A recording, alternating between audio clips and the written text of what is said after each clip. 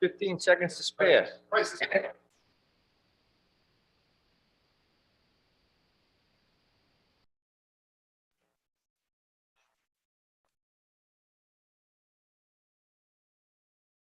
All right, we're there at 6. Everybody ready? Yeah, all right. Welcome to the Warren Town Council meeting of May 19th, 2022. First thing, let us do the Pledge of Allegiance. Dave, will you lead us in the Pledge of Allegiance, please?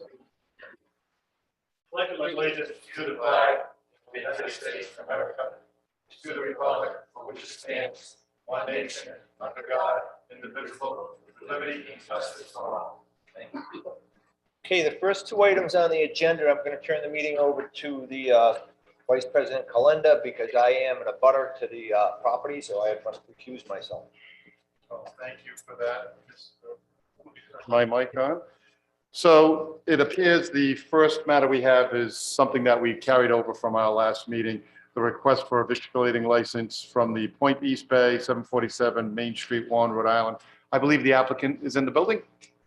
Come on forward, sir. Good evening. Good evening.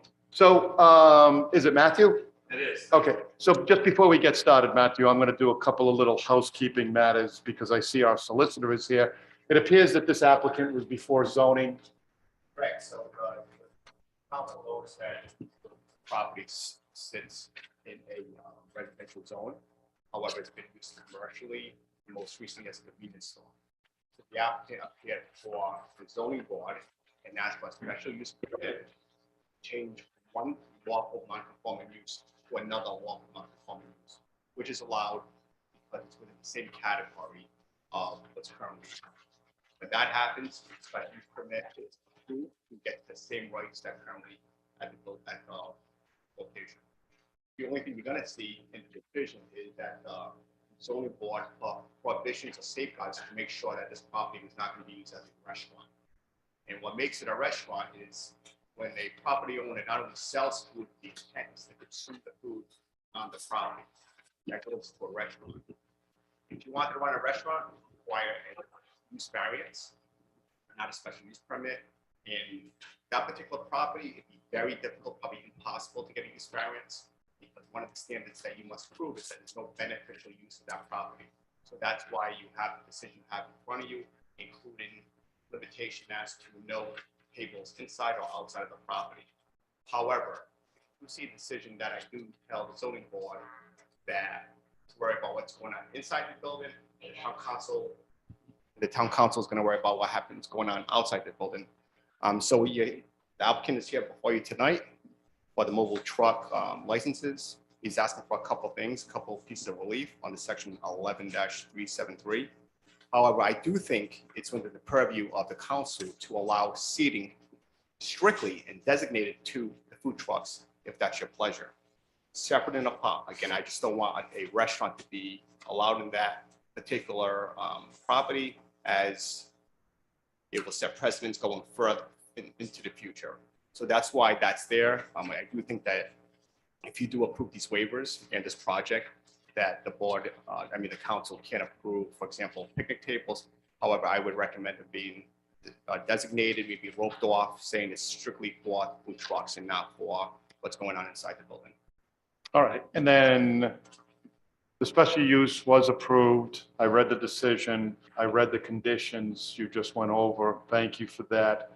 What was the town code? 11, what were you saying? So it's 11-373. 11-373. Correct. And there's two things that he's asking for relief. The first thing he's asking is that these food trucks be allowed in a residential zone, which is not allowed in residential zones. It's only allowed in areas that you can put a restaurant with a special use permit. Obviously, it's not allowed, again, in the residential zone. The second piece of relief that he's looking for is within the ordinance. It says that these mobile food trucks cannot be located within 250 feet of a permanent restaurant within the town. So he's looking for relief. And again, and also I believe to address some tables strictly for the food trucks, if that's the pleasure of the council. Okay. All right, so the reason why I went over and had to do the housekeeping is so that the rest of the council and myself would be up to speed on what you're trying to do, not to take any of your thunder away. No. So the floor is yours, sir, please. Yeah, every time I hear it, kind of reset, I learn a little bit more, you know. So each one of the meetings I've been to. So first of all, thank you for allowing me to come and present to you tonight at this meeting. As you can see from the picture, the illustration, our goal is to create a destination in the south side of the town that would create an amenity for the community, for the use of Burris Hill Park and beach, people using the bike path. And what we're proposing is to have 3 food trucks, one of which would be more or less constant, and that would be one that would be operated by myself, my company. The other 2 would be transition in and out, let's say on a weekly basis. So we would have a fair degree of diversity as far as what's being offered. And then acting kind of as similar to a food truck, it would be a service window outside to the building that would serve something. I haven't defined a tenant yet, but something like ice cream that would be suitable complement to the more savory offerings on the trucks. The proposal is that we would operate this on a seasonal basis from May through December. And I believe the hours that were set aside within the special use permit were 11 o'clock to 9 p.m. at the latest. Realistically, 8 o'clock unless there's special events happening at Burris Hill Park. It says here 8 to 11. Yeah, 8 to I mean 11. 11 to 8. Yeah, maybe I asked for 11 just to accommodate the Burris 11 Hill Park. a.m. Yeah. to 8 p.m. Yes, sir. 9 o'clock would be probably my outside window, but I believe with the special use permit, we asked for 11 because there are events that I'm not aware of. And it would be easier for that to be approved as opposed to having to go back to the zoning board. I think that was the determination. So as you can see, we're suggesting to offer seating on the narrow portion of the property. And we have a nice setup with flower boxes. And it doesn't show it, but there is a few parking spaces within the site. They're on the site plan. I believe it's 5 spots with an accessible spot set aside, as well as there is parking on the street immediately on Main Street. There's another 6 or 7 spots there as well. Are you planning to relocate your No. present? Great question. Oh, so you're going to try and do both? Yes, sir. Okay. So I was kind of basically end with the fact that we're starting our 4th year soon, hopefully, with the taco box. And, you know, it was just my intention to operate that in respect for the neighbors, aesthetics, and responsible business owner the same way. And I'm looking forward to developing the property and turning it into something that looks great and everybody would be very happy with it. So have you purchased the property or are you leasing it or what are you doing? So I am currently in a lease arrangement Okay. with the owner. But my intention would be to, when it became available, to purchase it, just because of legal considerations with the current owner. It can't be, he doesn't want to sell it, tax implications. Yep. Mr. DeMauro. He's been in his family since 1952, I guess. Larry Sunoco, that was his father. Yep. You guys probably know that already. Chief Yep. certainly knew that. Okay. That's Larry's. Yeah. So you would require us to amend our ordinance, is this correct? Okay. It's actually, it's like a waiver, technical relief. Oh, so when we're able to grant that, But that was amended the original ordinance. That was Okay. maybe almost 4 or 5 months ago. This amendment for a long council. Certain areas. I do recall now, yes. Okay. All right. Do you have anything else before I have the council bombard you with questions? No, bombard away. No, I'm okay. good, thank you. Right, I'm going to start down at the end. Carrie, do you have anything for Yes, so Mr. as, thank you, You're welcome. Mr. Vice President. So you will have vehicle car parking on the premise? Yes, that's the plan right now, that there's 5 spots. There are 5 spots, so would those be along sort of the street side, the line there? I'm just wondering for safety, if you've got people milling about. Sure, sure. So obviously, the rendering is more for aesthetics and give you a look and feel of how it's intended to be. Doesn't really address necessarily one of the concerns that you bring up, which is there's a, if I, may I go over there and just Yes, kind of yeah, yeah. point? Okay. So this is the end, it's a one-way traffic currently. It will continue to be one-way traffic. It's a fairly large curb cut here and here. We're proposing there's 3 spots available here that are conforming. 1, 2, 3, and then there are 2 more over here. It leaves a pretty wide avenue in here to allow people to come in and out. The picnic tables would be, there would be a structure that would be in front of them, clearly defining kind of what the path of traffic would be. In addition, it would be the same thing here. These are large planters which are designed to really remind people that this is the people side and this is the car side. There won't be any chains per se necessarily, or there may be like every other one, but we still need to have people be able to come and go across that. Can you stay right there for 1 Yes. second? I'm going to go back and, just excuse me for 1 second. Did the site plan have any difficulties or deficiencies when it was before zoning? Did they bring anything up? They did not, again, because what was being proposed was just a change of use. Matter of fact, they deemed it less intrusive, in other words, Okay. than a convenience store. Hold that thought. When are you looking to be operational? When? Yes. Probably, my goal right now is the 1st of August, but there's a fair Okay. amount of construction needs to happen inside the Perfect, building. because, and I don't want to take any thunder away from Councilwoman Cronin. My recommendation would be that this site plan go to our traffic commission and have them review it for any safety concerns that may be unknown or unaware to us before I would say, yeah, that would be one of the things I would make conditional. Since that it wasn't looked at or scrutinized by zoning, he hasn't gone to planning. You're correct. And you want to come in something with this vehicular, and hey, I'm all with you. I'm 100% in support of the one-way ingress and egress. I'm all on top of that.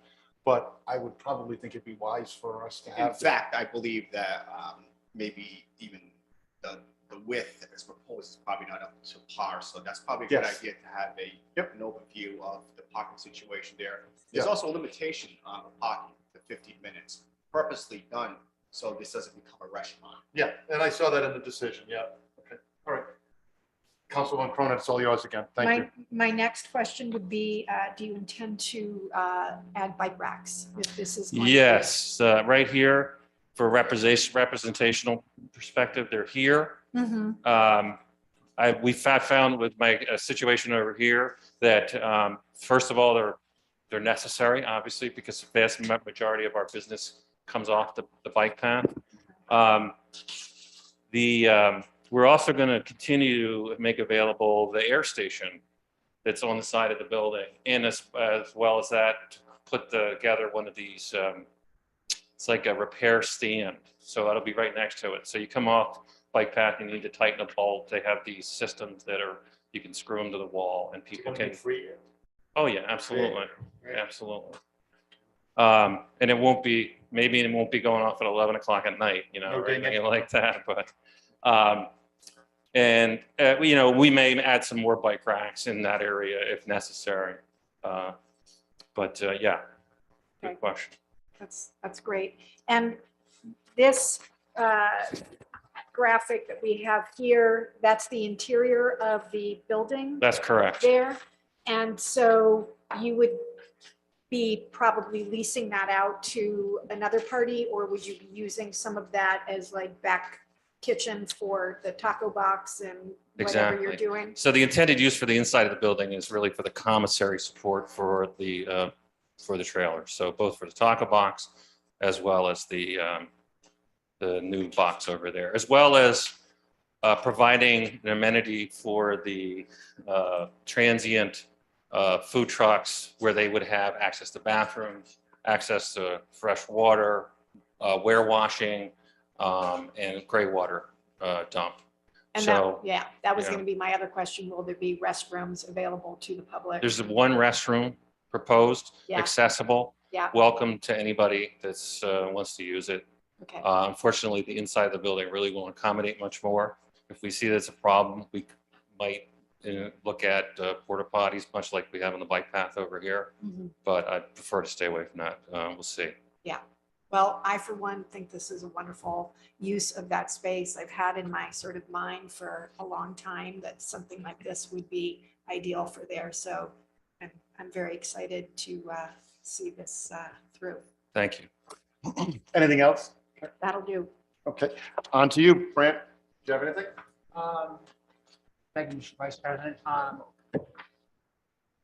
Ms. Cronin already asked questions that I had. I do have a few. How do you plan to light the site? Do you have lighting planned for the site? or- Sure. So right now there are these 3 lights that are on the building here, here, and here, and they're more like parking lot lights, right? So to give general lighting for safety. And those will probably be on. And then proposing to have lighting, you can see some string lighting here that kind of goes along the guest seating area, and they'll be here. So this whole area will be lit here, but with hanging Edison bulbs, not with spotlights. So I'm trying to avoid having lights that go from here into the abutting houses here, that sort of thing. That's the reason I asked, obviously, is because we've had other situations where lighting has disturbed the neighborhood, and we certainly want to avoid that. Yeah. Uh, And I am amenable as the project evolves and as the business operates. If there's a neighbor that has a concern, that they can reach out to me. We have a very good track record with our neighbors over at the Taco Box now. As a matter of fact, for the zoning board meeting, I had many of them come here and speak on our behalf of the project, as well as the fact that, we've been a good neighbor over here. I'm not surprised. I'm aware of your operation. I've been there many times, enjoyed it. Thank you. Thank you. I noticed that the current location, you do play some music. Yes. What's your plans for entertainment? You haven't applied for an entertainment license, but this is something, we've had to deal with. We've had a number of situations where neighbors have Sure. complained about excessive noise, and so that's where the question comes from. Sure. At this location, I don't anticipate that would be the case, just because of the fact that there's so much going on here as far as these different operations, and it's such a kind of long property that I don't really see it happening at this location. And if it does at some point, I would come before whichever regulatory board would be and get an entertainment license. It would be much like those speakers that you see sitting in the ground, like over at Patriot Place or something like that. You don't know where it's coming from, and it's pretty low key stuff, but don't plan on that here. Okay, thank you. Was I under the impression there was some outside seating outside of the commissary building? Benches or seating of it all, or are those inside? Inside or outside? Outside. Outside only is what the proposal is right now. And these are picnic tables right here? No, I meant up against that building. Oh, here, no. Just in, This trailer kind of eats up that whole side of the building. And then where this service window is here, it would be queuing.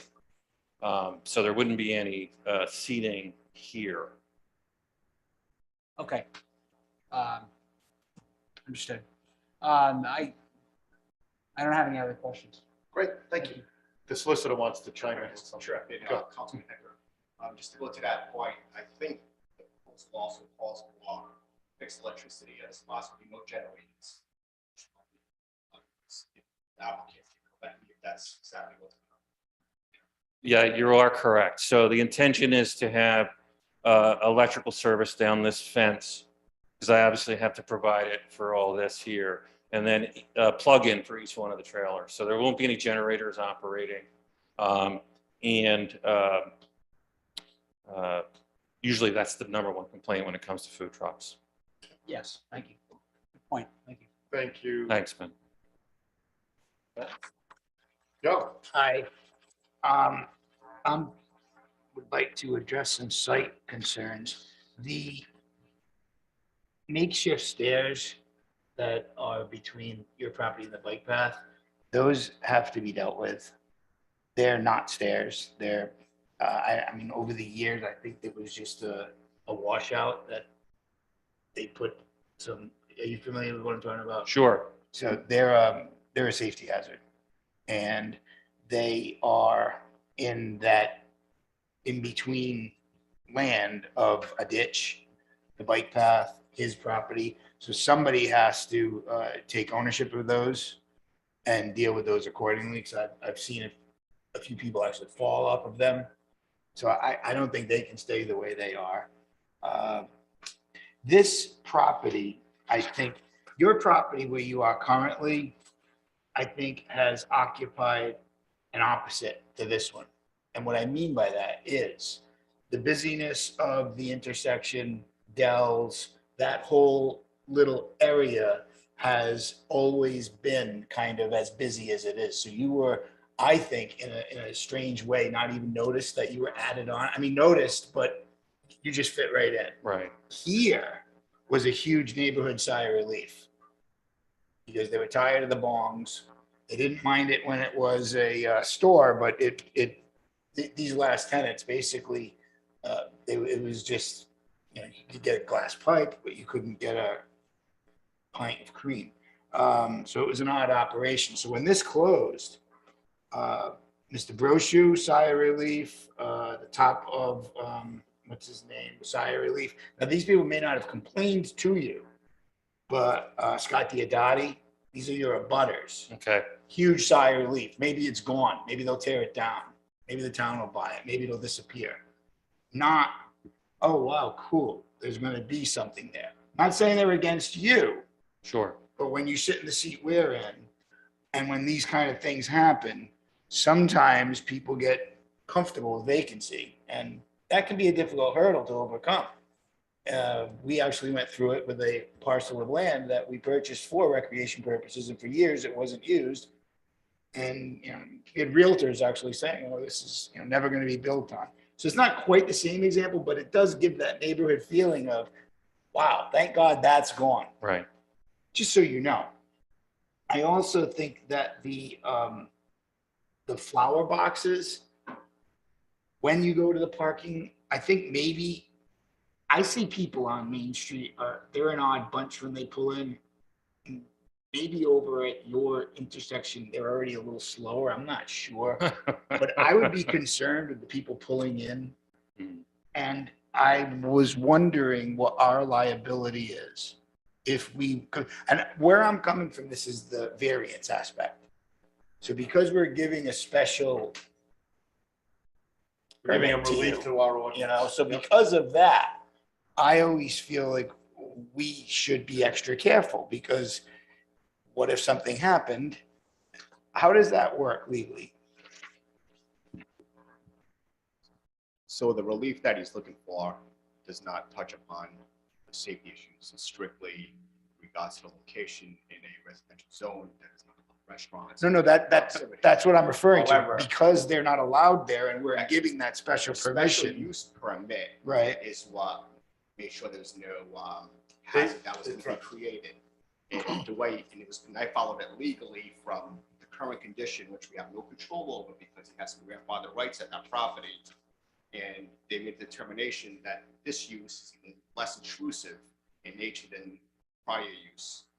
Therefore, they concluded, and they have the right to conclude, that there's no proof or evidence that there's going to be a bigger hazard or a traffic situation over there. There's nothing on the record to support that, or else the board would probably ask for a traffic study or something similar to it to alleviate any concern. Right, but my question, my thought was clear in my head, but not out of my mouth.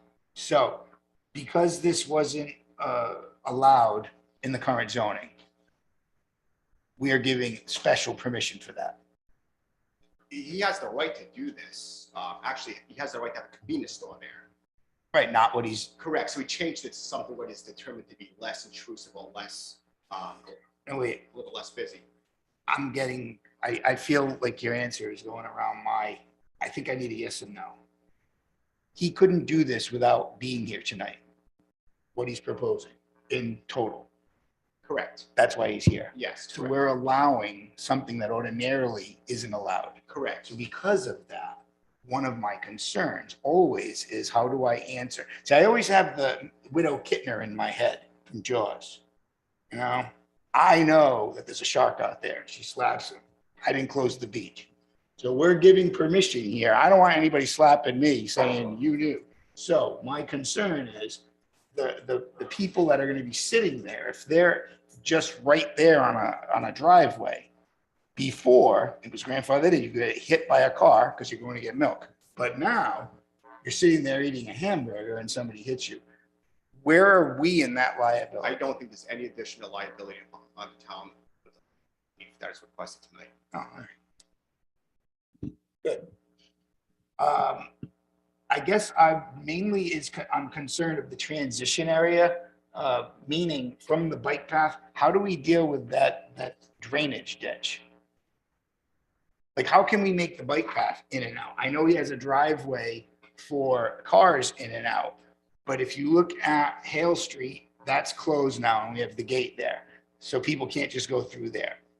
The point part isn't easy. So the only real access now is going to be from the bike path at the push button on the sidewalk. Or via those stairs, which we don't own that property.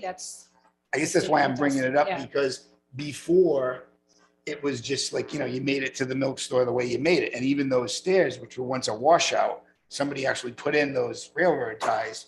So how do we deal with the pedestrian and bike entrance access? Because I see bike people hitting each other. Plus you're really cool. I mean, it's good that you have the experience at your other intersection. You're off the intersection. Here, that convergence at Campbell, I think it's going to be pretty busy. So how do we deal with him coming in and out of the bike path? Or do we, or does he? Yeah, I mean, I would think that people could bike up to the corner of Campbell and then walk back to the site. It's, 50 feet maybe from the intersection Yeah. to the corner. I guess I'm asking again more of my brain.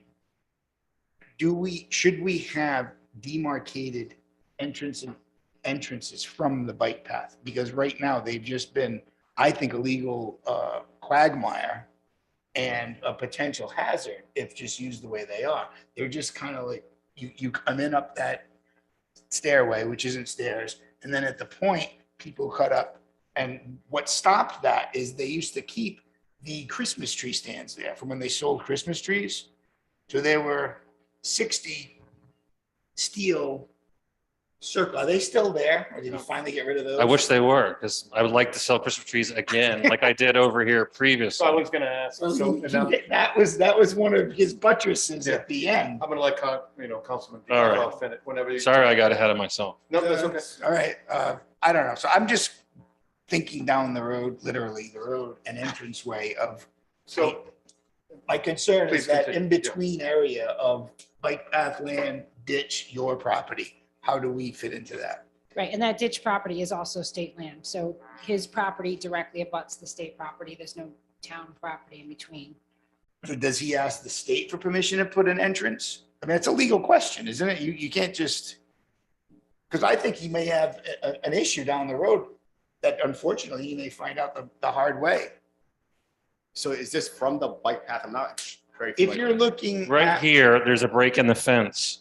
Okay. There is as Mr. Di Pasquale said, there is a quasi set of stairs, which essentially is just some railroad ties that have been embedded into the hillside. And then there's this awful kind of next step that kind of brings you up to the parking lot. My intention was to improve that last step and then fix the stairs and put a railing in. Okay. However, if that's going to be an issue with the state, then, if they want to see some sort of engineering study and a $20,000 set of steps, Yeah. then I prefer just to put a gate there and be done with it. So That's where I was going, do almost. you have like- anything else for him or you Well, keep going? Yeah. I was thinking that because of the way liabilities work, and that isn't, I don't think, acceptable, you should probably either make it, well, get permission from whoever it be, I wasn't sure if it was state and us, or just get rid of that. Because I've seen, my friend Mark lives in the White, owns the White House. If you're facing Hale Street, right there. So we sit there and we used to watch bikes get broken because people would start riding down, people would fall. I mean, it's not a good thing. Right. So I was concerned about the legalities on that, because if we were to say that's okay, I should say, my concern was if we approved this in that state, I didn't see how we could do that. So here's where I'm going, and if you're concerned. That's about all I have. Okay, all right. So Site issues. this is kind of, I'm not going to say easy for me, but I feel like I'm sitting back in my capacity when I was chairing the zoning board. So I've kind of come up with some conditions, okay? And the conditions that I'm hearing from my fellow council members is the stairs, we have one. I suggested a little traffic commission study to look at your little overview plan. And then obviously all the conditions that the zoning board already put into place. Your hours, I think it's 11 to 9. I saw it on the second. Yeah, page. they said it's 11 to 9, the seating. I'm good with all of that. I am good with all of that. And I am very comfortable with getting a motion to move this forward. But I would feel more comfortable if our little traffic commission got together and said, yeah, we're going to deem that. And the one that's further north will be the inbound, and the one that's further south will be the outbound. The stairs, you got two choices: block it off or do battle with the state. Blocking it off is probably the easiest course of path, I But- think initially my approach would be to put a gate there and Yeah. block it off. you know. And then explore the feasibility of having some sort of conforming stair that works for everybody. And And then try to figure out how to get that And financed. then I know my fellow council members are all up to speed on this, but I just want to put it out there and make sure that it's in our minutes, is that the special use permit is actually more restrictive to get than a use variance. Because you had to meet those 4 standards, and one of those 4 standards was that this wasn't going to create a nuisance or a hazard. If you wanted to do the convenience store that was already there, you would never be before us. You could have just opened up tomorrow. Right. So it's because you're changing the use is why you're here and you're looking for the relief. Right. So with that said, if the solicitor doesn't have anything else, Well, I think the conditions are appropriate. okay, They will deal with all the concerns. all right. So, and that was one of the reasons why I wanted to know what your timeline was, because if I do recommend sending this and it does get approved, that we send it to the traffic commission based on the conditions for approval, I think we're going to fit within your timeline. You're saying 1st of August. Yeah, my only issue is committing revenue more than I've already have to a project that may become, it seems to me, right now. that Understood. you- Yeah, I You know know where what I you're going mean? from. Okay. So I don't know, I haven't done the traffic study thing. So I So it's don't know not a what traffic that's. study. We have a traffic commission within the Okay. town of Warren. Yes, And it's made up of obviously the police department and then our planner, and there's some other, you right. know, Yeah. knowledgeable individuals that are involved in it. Sure. And I think myself, and I think the rest of the council would be a little more, unless I'm off base. If the rest of the council says, why am I talking about this then? Well, the reason why I think it's a good idea is because of like I was talking about, the safety issue, the in and out. Now, if you came in front of us tonight and had this big layout plan and stamp of approval, it would mean a little bit more to me than you yourself were just winging it. Because of it being the special use for us, I feel like it just should be, if the chief says it's okay, both chiefs, and Yeah. something were to happen, that falls into the category of it was just an unfortunate accident. If a car plows through something tonight and just, I'm gonna feel like, well, I did bring up the fact that there was nothing there and gee, that's horrible. What's your thought on it, Carrie? I'm comfortable with moving this forward with the conditions. Okay. and having the traffic advisory group take a look at it and give some recommendations. Sure. And having it be conditional, like I'm comfortable approving it. Yep. And just Okay. saying, but we just need to get these, you need to How know about- what. How about you, Brent? Same, you on the same page? I feel the same way. Yeah. How quickly does the traffic commission typically So- meet? That would be- Well, I'm going to address that. So do we have a time frame? Can we expedite? Do I need to make a phone call to Roy or to you and to say, hey, we're going to send this to you. Can we get it back in a timely manner? Sure. Do you want to put a deadline that you want to hear back on this? Well, Or- definitely by our next meeting, our By- June by the council June meeting. meeting. Okay. Yeah, would Yeah, be absolutely. the absolute end date. But with, I'm comfortable giving permission contingent on their okay. okay, I mean, this I is, agree. they're not Yeah. sending you to engineers. They're not, this No. is just, if they were here tonight. they and probably sign off felt on it. Like they could Yeah. even give some input, even that would feel better. Sure. You know, like what height are the signs? Do you know? Which signs? Whatever legal public sign you put up, you know what height it goes at? They do. Yeah, Do you know, the this, the that? That's all. It's just the Okay. fundamentals. yeah, of- I don't, did you guys get a site plan in your? Yeah, I package? have it. Yeah. So that's a scale drawing, so that really Okay. gives them an opportunity to look at it and say, all right, is this lane, it's 13 feet Yeah. wide at this narrowest point, is this an appropriate? So we're going to get it to the Thing. traffic commission tomorrow. And I will personally stay on top of it so that we get a decision back. But it looks like I'm going to actually put this to the rest of the council and say, okay, I'm ready for a motion. We've had no discussion on it. And we're going to make it, it seems conditional. I have one other thing I want to address. Go ahead. In regards to the town.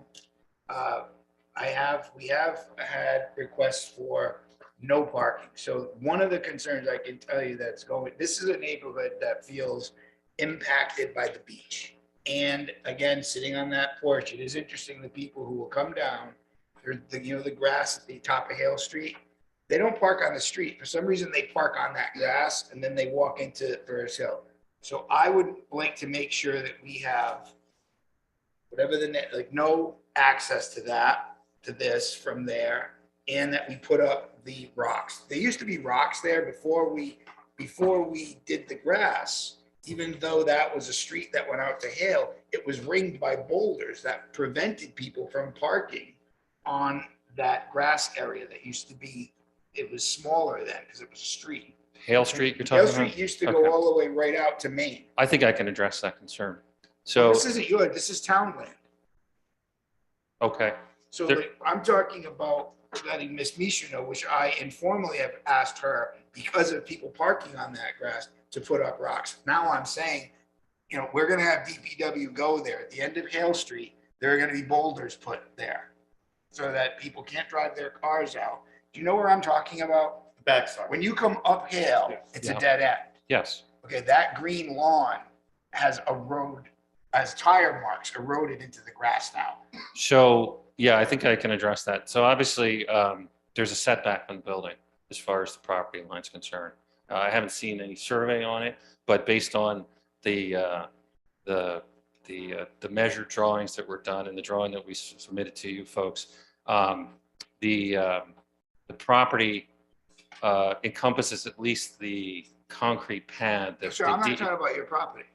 I'm talking about, I'm putting this task on us. Sure, Saying that because you're coming into the neighborhood, a text that I sent her 3 Right. months ago Yeah. informally is now going to happen. yeah, We need to have a demarcation, so because people are odd, they're actually driving on this grass now. You can clearly see it's not where you drive. right. They try to drive into, we've watched people drive around a little tree that's planted there. And we're like, what are you doing? Oh, we're going to the park. You're running. Yeah, if anything, they're straddling the street and the grass area, but the grass area between the pad is only about, No, that's that's fine. I'm talking about, I don't think you realize what I'm talking. I'm No. talking about on the western side of the bike path, completely away from your You can see the property. end of the street, right? If you look to the far right, there's a gate there. No, No, I'm going across the bike path. at the This end is of the town. house. Oh, this is on the other side Yes. of the bike path. This is town issue. Sure, This is sure. town business, because what's going to happen is you're going to be the flame for the moths. There's no flame there now, and people are going to that secluded spot because they like to actually sneak in the bike into the path. I mean, into the park that way. So hear me. Let's put up the rocks. Put a sign at, what's the street that goes out? Linden, and say, I hate signs, but this was gonna be a, no, what would be a good Well, No outlet is the typical. well, they one. know it's the no outlet, but no restaurant parking or no whatever parking. Not a restaurant. So, yeah, I mean, did consider this, as far as who would be accessing the site, for services. And the vast majority of even the customers on Child Street are off the bike path. And, I have lived in town for going on 5 years now. I don't know how to get back to that neighborhood where you are. I don't have a reason to go back there. I don't go to the beach necessarily and park there. I know there's been some concerns about parking in that neighborhood. Honestly, I don't believe that there's going to be any impact in that side of the bike path and parking because of this operation. I know you don't, but there's this level of clever people out there that are so smart that they're dumb. So they figure stuff out. Yeah. They get interesting feeling like, oh, this is my little spot. And they break the, I watch it happen. So Right. because this is happening with nothing there, Sure. I can only imagine that when there's a reason to go there, they're gonna be there. And it's not a cul-de-sac. So you should even see how people try to turn around over there. It gets quite bizarre. Yeah. So it's not your concern. I'm making it our concern so that it hopefully won't negatively impact you from this neighborhood, feeling like we let you do this and we didn't do anything about it. So we're gonna try to clean that up as best we can. Okay. Is there any, And I think we should have no parking signs at the end also. I've requested, but that could go to the traffic commission as well. any other further discussions? No? Is there a motion on this matter that's before the council right now? A motion to approve contingent on traffic commission additions to the plan. Perfect. Is there a second? Second. All in favor? Aye. Aye. The all opposed? The ayes have it. The motion passes. Thank you. So stay right there because I believe you're before us once again on the new business, discussion and action regarding a petition for appeal for the mobile food establishment ordinance town code article section 11-369 11-379. I think it's article 14, sorry. Is that Roman numeral 14? Is that 14? Did I read that right? Code article, yeah. So again, Mr. King, the floor is yours. You're here asking us for an ordinance change? To allow us to operate a MFE within the residential zone. Yes. As I'm sure everyone's aware by now that this has been a commercial property since the 50s when it was first established before any zoning. The use, I think, is given the hours that are proposed and the proximity to the bike path and to the park and the beach is a boon for the community. And I can actually kind of speed this up a little bit for you in your favor because we can go with all the prior testimony that we heard for the petition that was before us can apply to this Sure. application. And that's correct, right? Yes, so we're well within our purview. So unless you have something else to add, anything else new? No, Yeah, sir. we've addressed this. Thank Okay? you. So I'll start down at the end once again. Carrie, do you have anything else? No. No. Grant? I think it falls under. Yep. what we've already discussed. And then Joe? No, yeah, redundant. Okay. Is there a motion for approval on this matter? So moved. Is there a second? Second. All in favor? Aye. Aye. All opposed? The ayes have it. Mr. King, good luck to you. Thank you. I will stay on top of the traffic commission thing, and you should definitely have your answer by the next council meeting. But you, Thank you. but you also, we gave.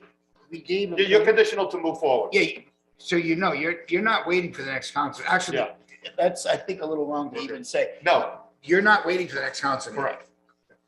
Yeah. We're gonna contact, Yeah. well, they're gonna contact you. We have your info. They're gonna Right. give you the advice that they feel you need.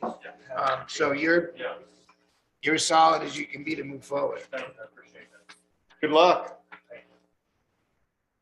Okay, so we took care of P1 and N1. So now we have any public comment before this meeting? It's on the agenda.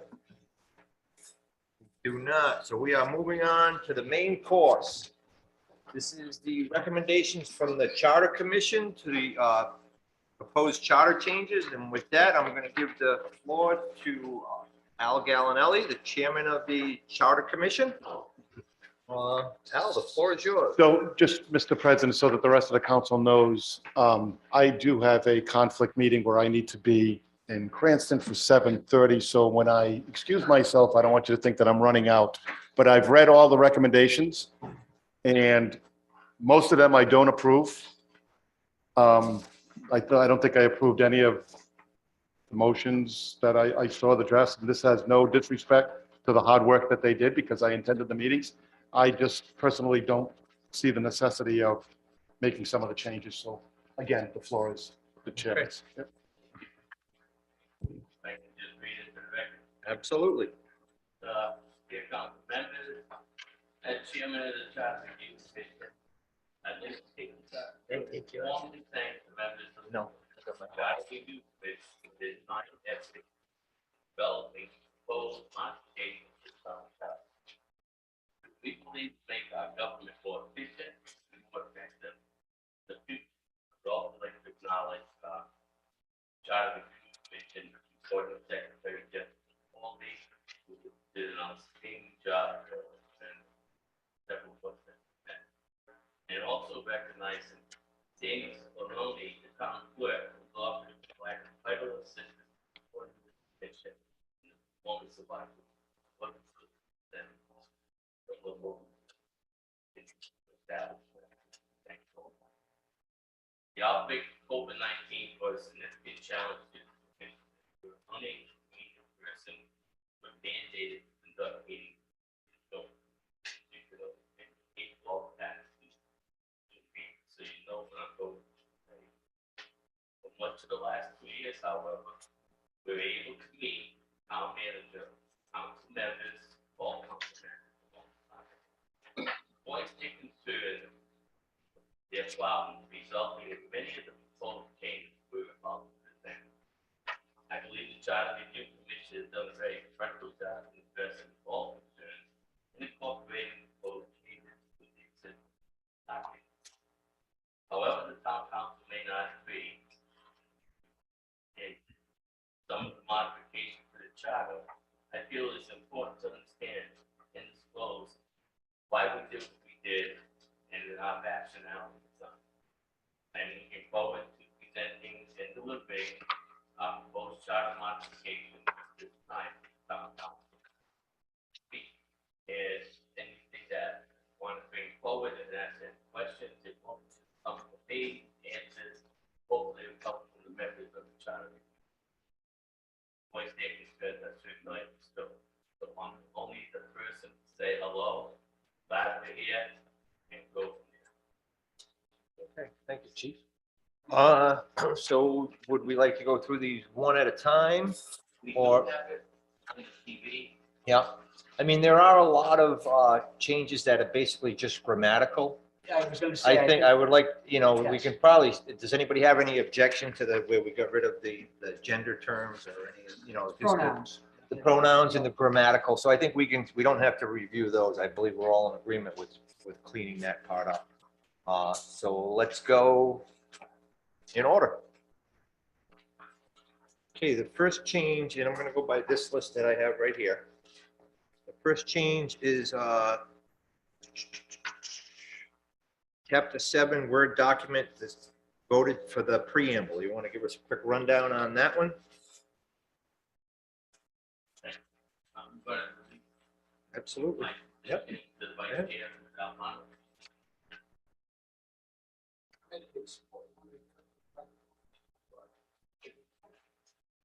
You can take one with you.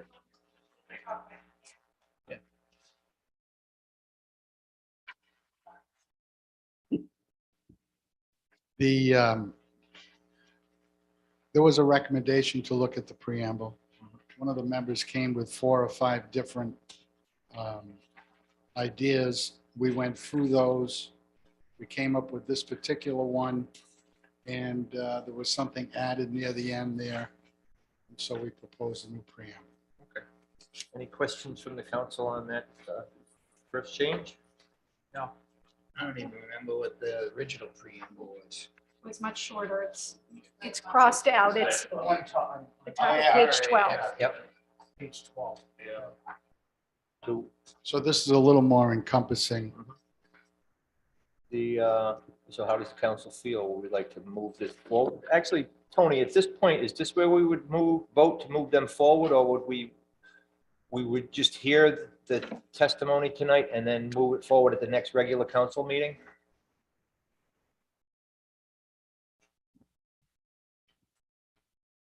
You probably want to do that. Okay. I'm going to defer to Sandy, but I think the deadline to get the language out to the Secretary of State is August. So if you take a look at that timeline, Okay. Okay, so, but if Yeah.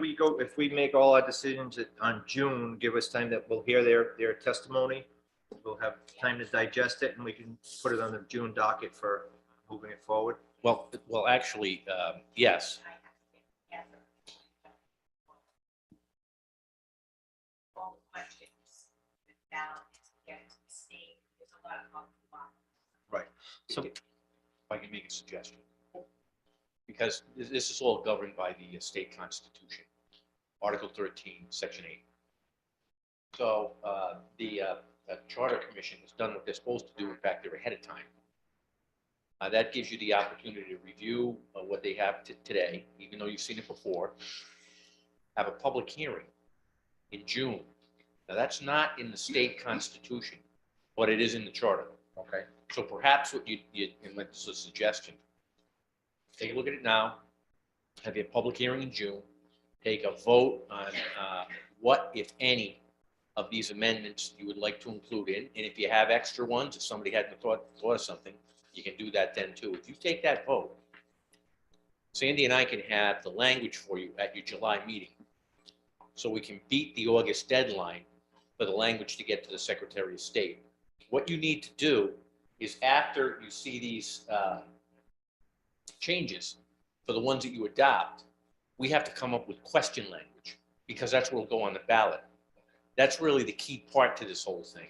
So I think with the timeline that you have, there'll be plenty of time to get that done, so the Secretary of State gets the language, so it gets on the ballot for the November election. okay. So basically what we're gonna do is we're just gonna listen to their proposals tonight.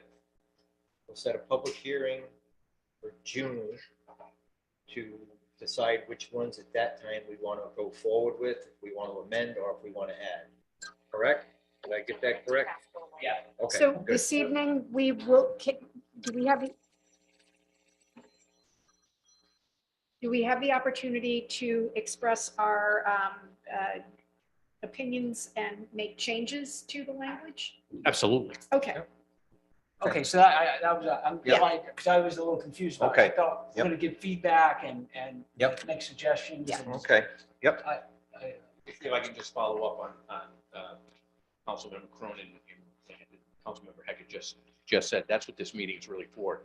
okay. You can ask the Charter Commission why they came up with these, what the reasons for, and say, look, this is what I can support.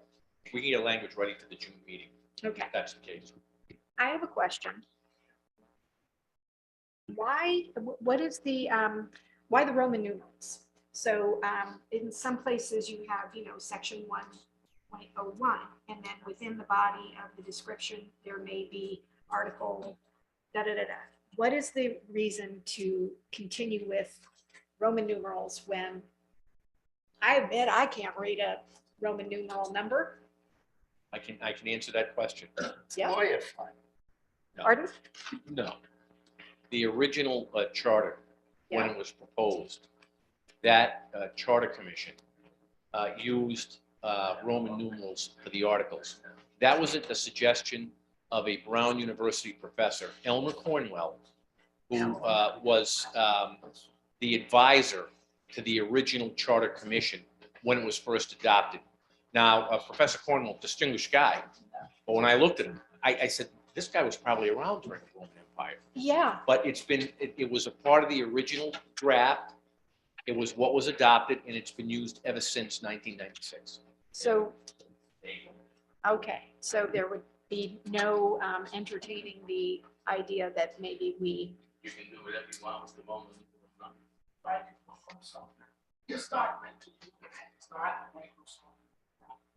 okay, It looks like one, but this on Microsoft Word document, have section 1.6 listed as such. We do go back and audit the one, section 1, now section 1. I don't prefer to change that. That's when we do this. Now go and change and make the ones. But have to go to the whole document and check on the reference. A lot of the cross references will out of the section. I would just. I was right all over. And that's part of my point.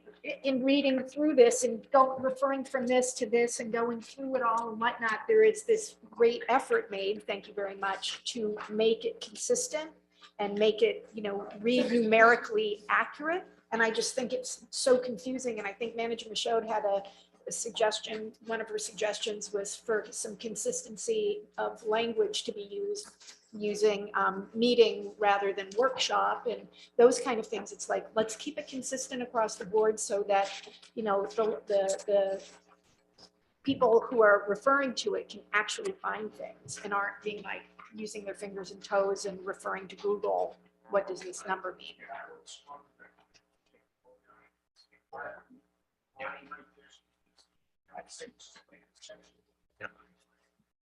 I would make that recommendation. Can I ask why this isn't a Word document?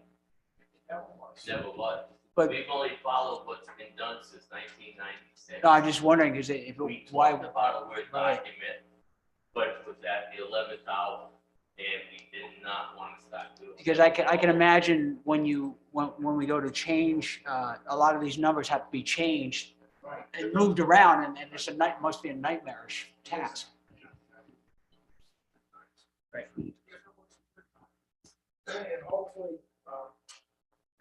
Bill's did a great job.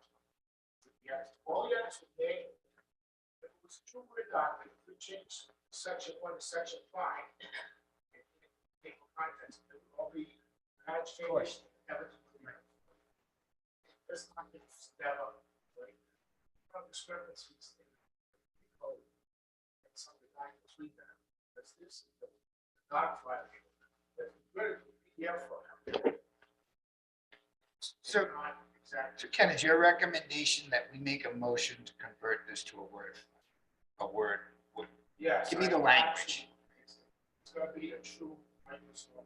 And that's an actual task. All right, so I make a what motion. what is the the process and what is the time frame to get that done? Literally have to go into that document. It's section 1.0, but which define that as a section. It says the inhabitants of the town of Warren, you have to go in there and define that as a paragraph. I know I've been hearing you say this for 10 years. Okay, now, and my other question is, who will do this? How do we get that done? Is it, Need somebody to do it. okay, I would assume they- We can give it, we pay MuniCode to do it. I can speak to MuniCode and tell them this is exactly the way we want to do it. This is how it's been for years. This is how it's set up. The ordinances are the same way, article and section. That's pretty much the same way the charter is. If you look at our ordinances, they're the same way. They will change anything. You have to understand, if you don't mind. Years ago, when they did this over, all they did was do the changes. They never went through anything. You know how many words that were wrong? I know there was a lot, but they never did all the changes like you guys did. This time, you went through every single word. They didn't do that the last time they did the charter. So all they did was, this is what they changed. That's what they put. That's all they did. So now you want to revamp the whole thing. One section, I can talk to MuniCode and they can do exactly what we asked them to. We paid for this. Every time they can change it. Yeah, but we can't touch that unless it has been voted on anyway.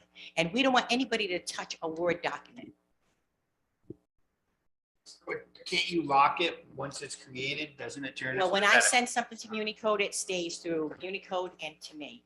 No, I mean to say, isn't that like a PDF? Isn't that what they call it? So people can't go in and work on it? Right, but isn't this a computer nightmare for you guys to edit and work on and all that? Right. So from business perspective, from Is standing. an office housekeeping perspective, I think once and for all, I've heard 4 commissions say this is a nightmare to work on. I did take that file. Change whatever I need to change.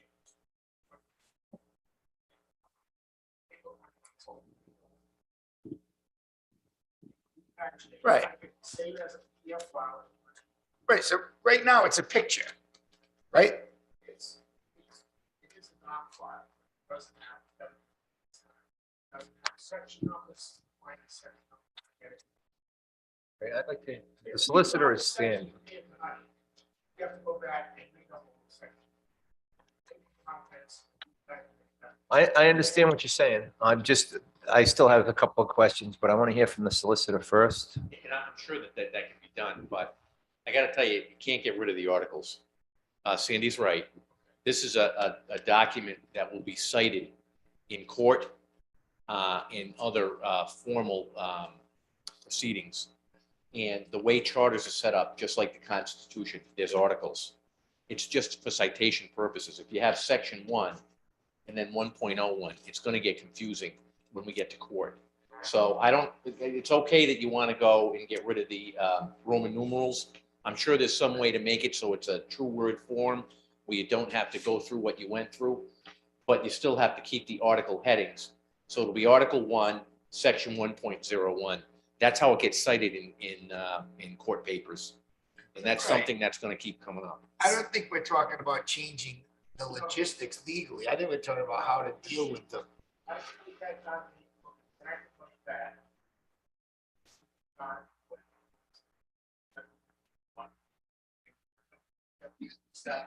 You'd be able to access it. All right, so basically, I think what we're looking, we need to somehow convert this into a Word document, keeping the same format, a true Word document. But, okay, so number one, all right, so because of it, we're not going to solve this right now. Perhaps we can ask Unicode if they can convert it into a true Word document to make it easier for when we need to edit it. Okay, so that would be the first thing we need to know, to find out, A, if they can do it. If not, possibly who could do it for us, and the cost of it. So that, Then the yeah, form of a motion. okay. So we have a motion for that. Do we have a second? Second. All in favor? Aye. Okay. And then further, a motion to convert the Roman numerals into not Roman numerals, or to at least give parentheses that gives the Arabic numerals. Kind of like the Roman. They look nice, but until you're reading through it, you're trying to, yeah. X is 10, I know that. V is 5. I don't know if if the eyes go to the right or the left, if that's going Depends. up or If it's down. to the- if Yeah, Yeah. but it's late at night, you wonder. So IV is 4, VI is 6. Do I need to make a motion? Mr. Falcone? Don't include the super. The last, Can that be part of the motion? You will put that, want to amend your motion to include amend that the as well, motion Joe? to that? Oh, is it the same or one? I think it's going to 2 different places. Separate motion. All right. Okay, can I make a motion that we convert all article numbers into Arabic numerals? We have a motion. Do we have a second? I'll second that. All in favor? Aye. Okay, the next one I have here is 1.03, conduct expectations. We did approve the preamble as it is, or the new We preamble. didn't make any changes to it. Yeah, we didn't, So we we're didn't approve it and accepting we it didn't as suggest recommended. any changes, Okay, correct? very good. Yep. Okay, so the next one is 1.03, conduct expectations. This is just basically adding. It was added, Okay. Because there was some controversial issues during the past year about elected official or appointed officials. So we figured we add this in there, conduct expectations of our elected officials and their employees. Okay. Anthony, any legal ramifications to this one way or the other? No, but I do recommend that the word there be changed to its, because the subject of the sentence is town, Okay. and the town is an entity, so it should be its instead of their. So Unless it's we're- elected officials and its Do employees. its So- job. Unless the town refers to Oh, the residents of the town, then it should say that. The residents of the town expect its elected officials and their employees. But I just say, just put the its in employees. it's an easy enough change. And the spirit of public service is enough to encompasses what we're looking I believe so, yes. Unless somebody else has something they want to add. Okay, so basically, in Can I just ask, did you intentionally not include appointed officials? People who aren't, neither elected nor employees? It's just I don't have a preference, I'm just asking. But I think we're more concerned about and its employees, do their job, spirit of yeah, I think the employees would cover appointed. No? No, I think we should include it. Boards and commission members, I mean, they should be expected to be at the same. We have, Whatever. don't we have a section in the charter already about the behavior of boards and commissions? We could just add elected officials, employees. Why? It's already in the Oh, it charter is? further down, yeah. So by adding this, you're actually including. I think this is This basically wasn't- just covering the elected officials, So which this wasn't wasn't covered. there. This was what was missing. Yep. With that, yes. Yep. All right, so we have, it looks like we have one change to substitute the word there before employees to its. Do we have a motion for that? So moved. Second? Second. All in favor? Okay. So now we're on to powers of the town of Warren. 103, that's just to renumber, okay. The other one is to renumber. Now we're back down, we're now to 3.02, number and election of town officers, town council. I'm gonna change it, but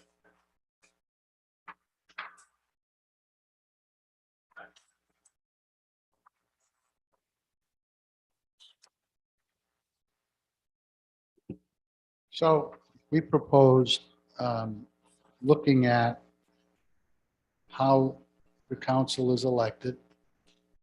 And over the last many years, there have been 2-year terms, then there were 4-year terms, then it went to 2-year terms and back to 4-year. In order for the way things are written right now, in order for all of you who sit there to be treated fairly, and to finish out your terms, we would have to change as for you, so that in 2026, there would be 2-year terms. If we did it immediately, some of you would be disenfranchised. 4-year term completed. We looked at the 39 cities and towns, and of the 39 cities and towns, if you want to compare, 7 had 40 terms.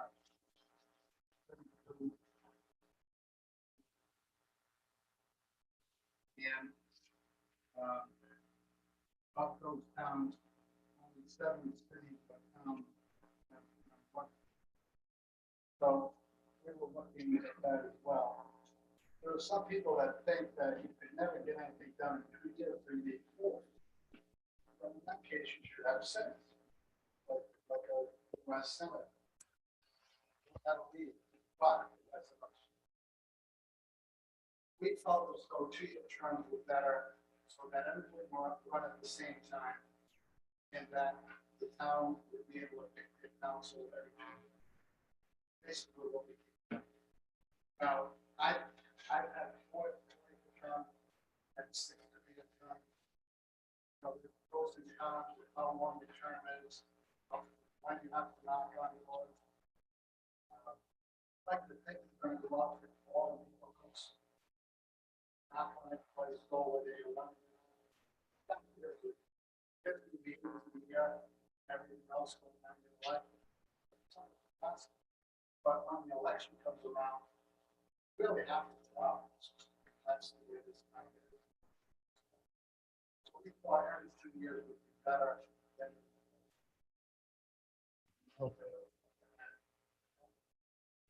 That, it's actually up to you. How long you want your terms to be. You got to decide what you go to.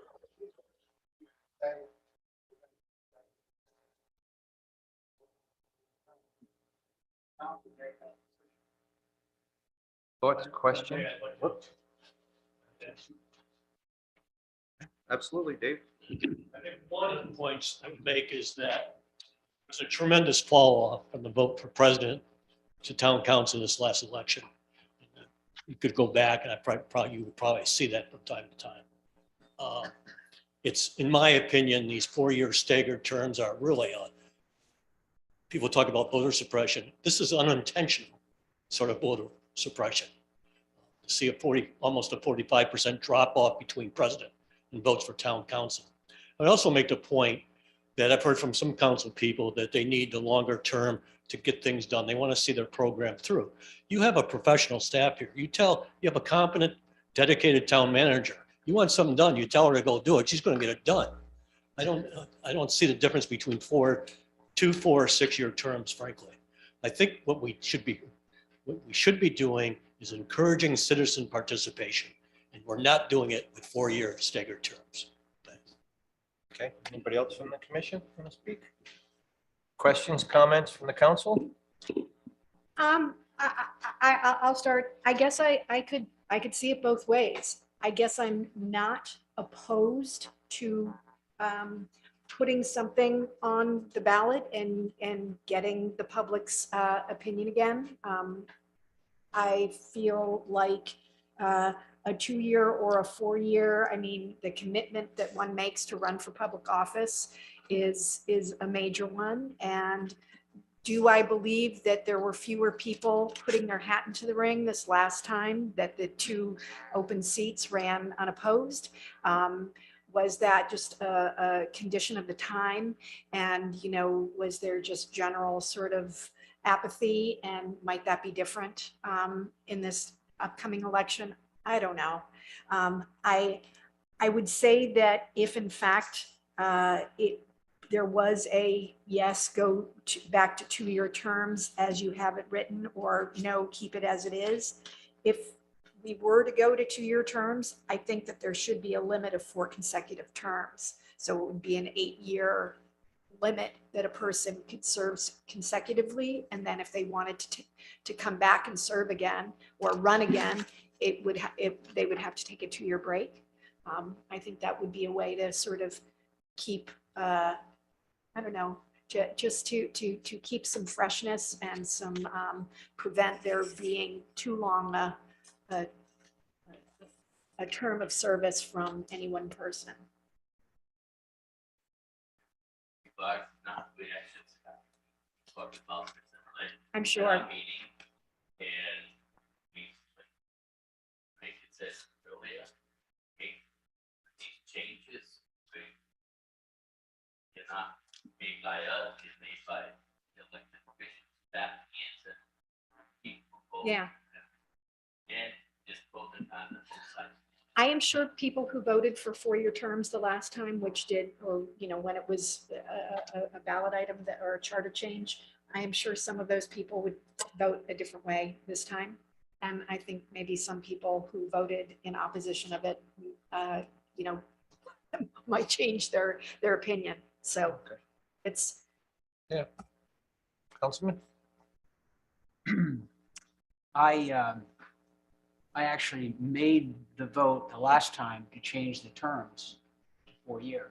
thinking it was the right thing to do.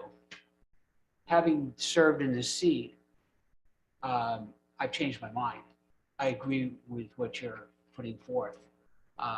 For a number of reasons, I do feel that there are some people that would come forward, but it's a little bit of a daunting idea to run for a 4-year term. And a 2-year term might seem a little more reasonable for somebody to do that. So I do agree with what you're putting forth here. But as Councilwoman Cronin says, that I think the term limit should be there for 2-year terms. And then someone would have to step out for 2 years before they could come back. I do agree with that, those term limits. So that's my position. Well, I think the 2 years are fine. I don't know, term limits to me are in the people's hands at the local level. I mean, term limits for president, sure, but I don't know. I think if the people want to elect you and you want to keep committing, I think you should be able to run. So if pressed on an answer, I'm not in favor of term limits. If it were proposed, I don't believe it's proposed. Yeah, it is. It is. No, they're proposed Yeah, removing. no, yeah, right, so. Yeah. There are, yeah, we have them now. They're proposing Right, so eliminating. term limits to me, I think at the local level, we have them. You don't like somebody, you vote them out. 2 years to me, I think is fine also, because I think if you're doing a good job in 2 years, you're doing a good job in 4 years. I think 4 years can add a lot of complacency, and I agree with the 2 years. I personally, I definitely agree with Councilman DePasquale. I am not a favor of term limits. In my opinion, that's what elections are. Elections are term limits. If it's a set defined term, that's your term limit. Otherwise, you're going to go out and get them to ask you to do it again, or get them to approve you to do it again. The 2 or 4 years, I've served both. Actually, this is coming up on the end of my 4th year term. Both of them have their pros and both of them have their cons. The pros are, you don't have that, I call it the silly season, every 2 years from June to November. You have that every 4 years instead of every 2. But the silly season is, as Mr. Alfano said, that's when you get out there and you actually go door to door and you get to see people that, you don't really have time, or, you don't make the effort to get out there all the time to see them if you're not in an election. So I could go either way on the term limits. It's just, I could go either way on the term time frame.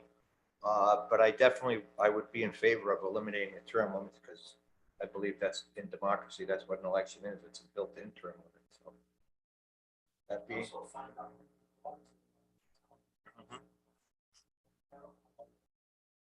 You also find out how many people go here in Warren. You represent me in Warren. Okay, so with that one there, I don't think, we're not gonna take any vote on it. Was there any changes anybody wanted to make for the public? Oh, we'll discuss that at the public hearing. We'll get input and we'll go from there. Okay. Term limit, so we already did 3.03. So let's go.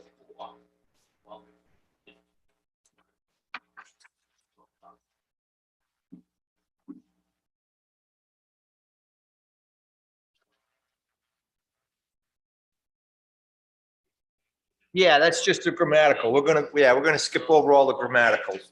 Let's go to, let's go to 3.11, the state of emergency. Wait, I'm sorry, the previous one, that's section 3.10, declaration of state of emergency. I find that the sentence in quotation to be a little strange, the way that it reads. And I'm sure you folks have gone over it a lot, but it doesn't really read clearly to me. It's on page 19, I guess, and 3.10. So you're suggesting adding with the assistance and based on the information provided by Director of Emergency Management, the Chief of Police. So the whole thing about the run-on sentence, I think that's hysterical. I love that. Let's put that in there. But I like the reading better if it would say with the assistance, comma, of, or with the assistance of, and based on information provided by director. So lose the before information and add an of before and. Does that make sense? With the assistance of, I and know. based. She's on 3.10. Declaration. Yeah. No, Not no, even on that page. no, that was the next section after the term limit, then it went to 3.10. And you are suggesting adding a sentence after the word necessary. So if I could explain, there was a discussion Uh-huh. that the president would declare a state of emergency by themselves. That was the discussion. And the committee talked about this and said they have to have a group of people involved in order to make that decision. Of course, the president would make the official declaration, but police chief, the fire chief, and DPW should all be involved in that decision. Basically, what we're trying to get. Right, but so are you saying the president wouldn't be able to declare a state of emergency if they didn't agree? Now, let's state of emergency and acts that power, which means now you're able to get state or federal funds. Correct. To do that, you have to declare as president a declaration by the council. Correct. President of the council. It's with that information, but it was always done in the past. Well, the council president did it along with the manager. They would sit down with fire chief, department of public works, with police chief. But they gathered all that information and have everything set in the timeline. And that information is passed down to the manager, council president. All we did was put those people in place with that declaration. So it's all, everybody's on the same page. That was the intent of the wording. So you recognize him as an advisory board. Yeah. Correct. But I don't think you're not talking about the line, you're just Yeah. talking about a grammatical. I'm Yeah. talking, I don't disagree that this makes sense to do, but I'm disagreeing with The longest one, actually documented. with the way that it is worded here, or a missing word and an extra word. I am suggesting a change. Yes, but I do agree, or I believe that in the Sorry about that. That's okay, that's okay. In Good to the know. past, or over the pandemic, the declaration of emergency that was made in concert with the manager and the recommendations from the department heads, the police, the fire, the DP. I mean, everybody was in on that. It wasn't like, I think we should do this and I'm just gonna sign it. It was a very collaborative decision. Yeah. So I'm not opposed to codifying it, but I just wanted to read properly. And what's the language you want, Karen? Yes, What is the language? it should read, Warren Town Charter by adding the following phrase at the end after the word necessary. So, and that would be with the assistance of and based on information provided by. So the word director. of, Needs to be added between assistance and the needs to be removed before information. Why can't we just make two sentences? We did. We put a period after necessary. Oh, did we? yeah, so adding the word of after assistance and striking the word the before information. Is that- Actually, we did not add a period after the word necessary. So we did. And it's really not a run-on sentence because there's not two independent ideas posed here. If my grammar, my seventh grade. I'm gonna have to send this all to my brother Paul. I would suggest that you just. It's mandatory. Yes, Fine. yeah, But just. yes, I will. Thank you. Okay. All right, so let's, Yeah. So- Anything is run on sentence, you have to take a breath. Well, Yeah. that's what the comma's for. Okay, so we need a motion to grammatically change the wording in section 3.10.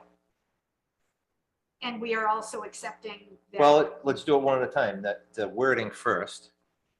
Right? Because you want to change that sentence. Yes, you grammatically make, So 3.10 to grammatically change the wording. yes, So let's do that in one motion. Do we have a motion? so moved. Second? Second. All in favor? Aye. Okay, now we can get into the meat and potatoes of it. My concern is, so this is advisory. I mean, if something hits the fan at 3 o'clock in the morning and, I don't know, an oil tanker crashes into the waterfront and starts causing all kinds of chaos. I mean, obviously the town council president is going to be getting advised from whoever's available. Suppose the fire chief was on the fireboat and the fireboat got hit by him. We're not going to have the fire chief. So they're acting as an advisory panel, or are you saying that the town council president cannot declare a state of emergency without their approval? That was That Okay. wasn't the intent. Okay, That was good. Not the intent. Perfect. Okay. 'Cause yeah, the way I read the sentence is with the assistance of and based on information provided by, it doesn't say Okay. is That's fine. restricted by that. Or you have to call them all or wait till they all get to you. Yeah. Change that to follow. It's how it is now. It's just saying it. Yeah, no, because I was concerned if something really bad happened, are we going to get everybody together?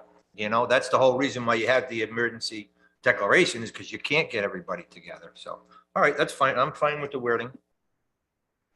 All right, It's me. Kate, This is the only time that I will do this. Would it be possible to include the town manager in that group of? you're not going to get any extra pay. Oh, Not you know what? expecting it. I assumed in my mind, the town manager was in there. Yes. No, she's absolutely right. And as I'm reading it tonight, I don't know why we didn't include it to begin with. Okay, can we have a motion to add the town manager? We have a motion? Second. Second, all in favor? Aye. Thank you. Congratulations, Kate. You made it into the charter. Didn't mention town manager, but why we didn't town. Yeah. Okay, so let's go to the next one, which is general powers and duties. Yeah. We did 311, we're on 3.12 now. That's just to eliminate the semicolon, that's a minor one. This, 311, number 4. He suggested, it's not, from some council member.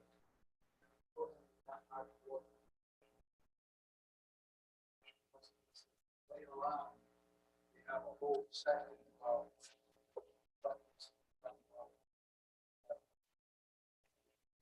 Okay, all right, yeah, it's not on my sheet here, that's why I skipped over it, but, okay.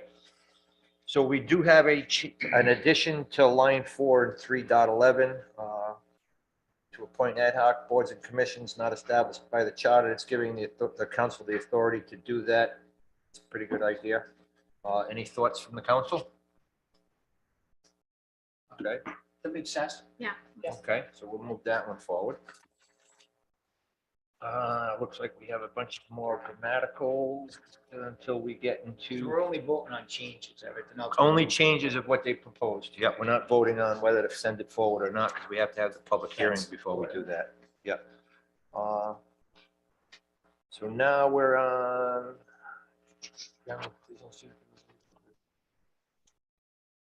3.12. General powers and duties. No, that's just another grammatical one. So we're looking to 315 vacancy. Would that be the next non-grammatical change? That's just a change in number, isn't it? Yeah, 1812 to 1912. Not worried about changes in number.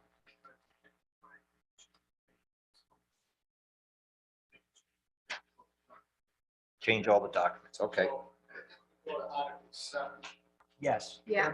Page 35, 34, 35.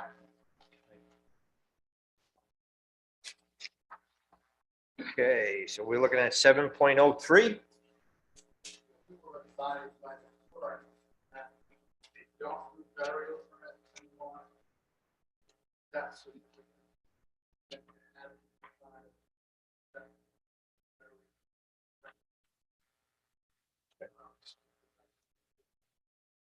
That's exactly.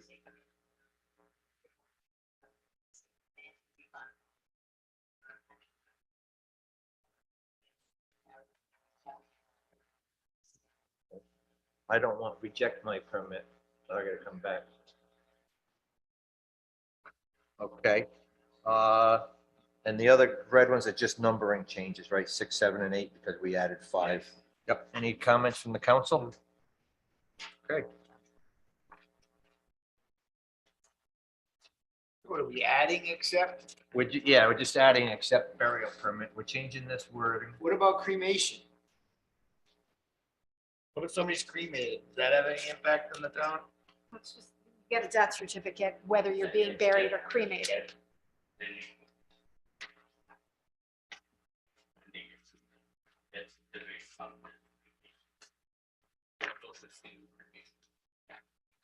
Reason that you have burial. They bury. If you were cremated and being buried, you'd then get a burial permit.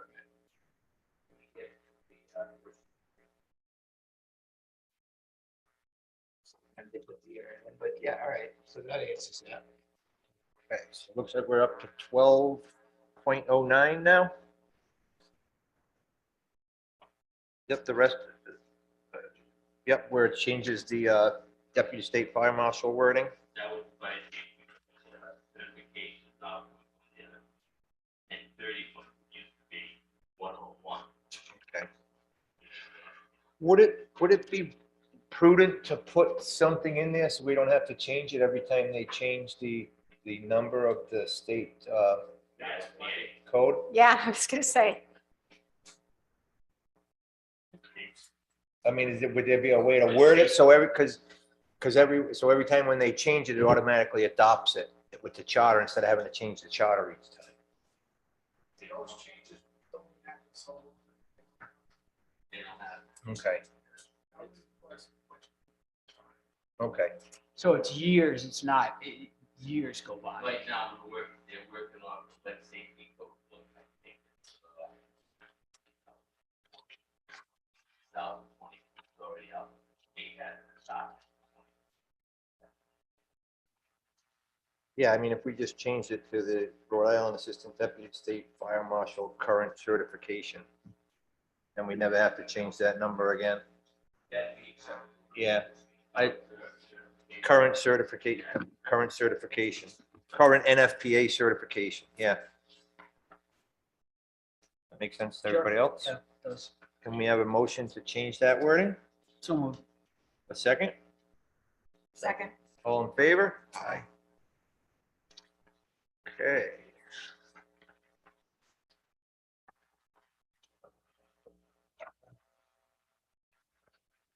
Next, I believe we're at fire drills and 12.10.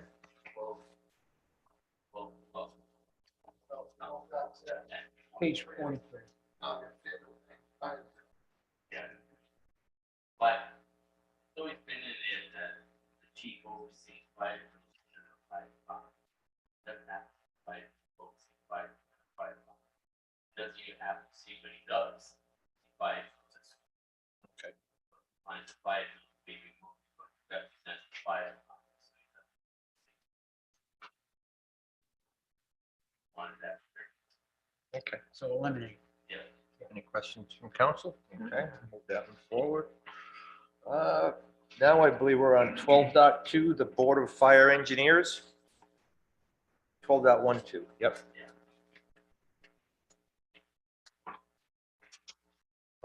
So it's basically just adding some wording.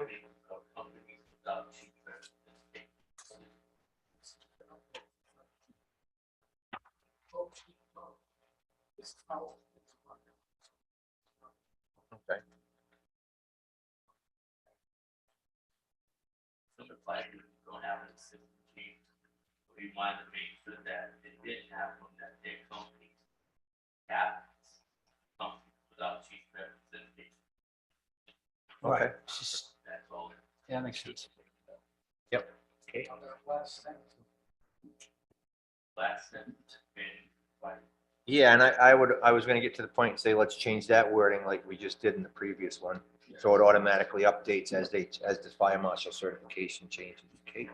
So I reviewed this with Chief Souza, and one of the questions I had was, should the fire marshal sentence be under the Board of Fire Engineers, or should that be a separate section that's entitled fire marshal? I know it's only gonna be one sentence, but I thought it was a little confusing to have it under the Board of Fire Engineers. Yes, yep. And the other question I had, which he didn't have an opinion on, so I'm just putting it out there, is having the requirement for the Rhode Island EMT's license for the fire marshal. I would be concerned that we get into a position where we're trying to get a qualified fire marshal, and for whatever reason, we can't find someone who also has an EMT license, that we might be painting ourselves into a corner. Since it is in the charter, it's a strict requirement. We're lucky that we have someone who's an EMT, and hopefully we would in the future, but I'm concerned that we may reach a point where we don't have an applicant who's also an EMT. Maybe. Right, and the job description that's under the purview of the council, so that would be able to be amended based on Right, current the only way you can situations. change it here would be in a charter review every 5 years, because it's in the charter. Having it included in the job Then description can be changed. Yeah, the job description, we can change. Charter, we can't. It may be, what I discussed with the chief is maybe even just saying that a current Rhode Island State EMT license is preferred, or something along those lines. Okay, did the chief respond to that? He was fine with it either way. Okay. Obviously he prefers to have someone with an EMT license. Right. For a small department, and that definitely helps operationally. But it's just something, and I don't have a hard opinion Yeah. one way or the other. I just want to Actually, put it out there. I have a question for the past chief. What's the percentage of firemen that are actually EMTs at the same time? anything, would say, well, not this way now, but it's a lot greater now than. Than it was before? And I heard that, I heard they may be changing that it's required to have both or anything like that? No. All right. For paid, okay. You want to just forward this like this? We can have a little time to digest it and we could make some changes. Well, at Kate's pointing out, it might be to make the fire marshal part a separate section, in which case they'd have to renumber up to 12.15 and nestle that in and make that 12.13, whatever, fix that. That's a numbering thing. But I mean, I personally think it would make sense to say the EMT license is preferred, because if we are in a position of having to hire a new fire marshal and we have an excellent applicant and they are not currently EMT licensed, we have no ability to be flexible there. And we can have it in our job description and have some wiggle room here. So I think it makes sense. So do you want to change it to preferred, or you want to just eliminate it and deal with it in the job description? Seems to, seems to make the point that that is the way we would prefer it, by having it say preferred. Okay. And then also the last sentence, to change it like we did the last one, to marshal, to current state marshal, current NFPA certification. Yes. Okay, can we have a motion for those changes to that language? So moved. We have a motion, Second. a second, all in favor? Aye. Aye. You're gonna split it up though. That's actually a good idea from a citing standpoint. And Have then, a separate section for fire marshal. Okay, Yeah. all right, so we were also going to, renumber the fire marshal section to renumber it. In other words, whatever the number pops up, because we changed stuff before this too, so. Yeah, which is Yeah, put the fire marshal section under its own number. Okay. Can we change that? it'll Yeah, be 1-3. Can we amend that There you go, motion? Dan. Amend that motion? Yes. Okay, I didn't make it, wait, I'm in motion. okay, still second? All right, sure. all in favor? Aye. Aye. Okay, we just got some more he, she's, and theys. He, she's, and theys. Looks like the organization, I believe that's just he, she, and they. Article, so let's go to 1501. Is that the next substantial change? That's the next one I have on my list. I believe so. Okay, this is the sewer treatment. Okay, who wants to speak on this one? We deleted number 1 in that section, started with section number 1. And then we pushed down, we numbered it.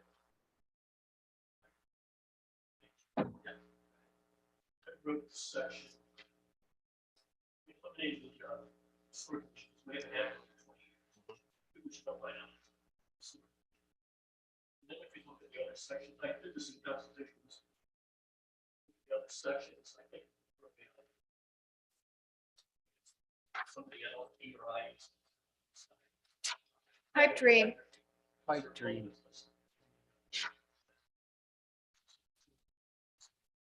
Also, there has a lot of run section. That's done with that.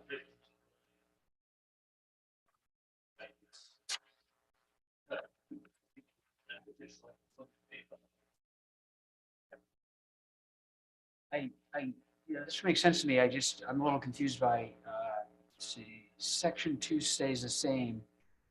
And then in section 3, but there is no section 3. It's section 1 and 2, correct? Right. So it says in section 3, the first sentence gets broken into 3 sentences, but there's no section, that really is section. That was section, Yes. section 2 was section 3 because they Correct, so- eliminated 1. Okay, So yeah. that just, I was like trying to look at it, but okay, there it is. Section 4. Okay. But I don't think there's, I agree with what is being proposed. Yeah, so we'll move that one forward. Any other questions, comments? No. Okay, moving along. We're just changing the next 1604. We're just changing the name of the public assistance agent to the social service director. If I Okay. may. In that, then in the paragraph below it, it says public assistance agent, so it needs to be consistent in the descriptive paragraph. Oh, thank you, sorry. Okay, so, Passed. That's why that's. Okay.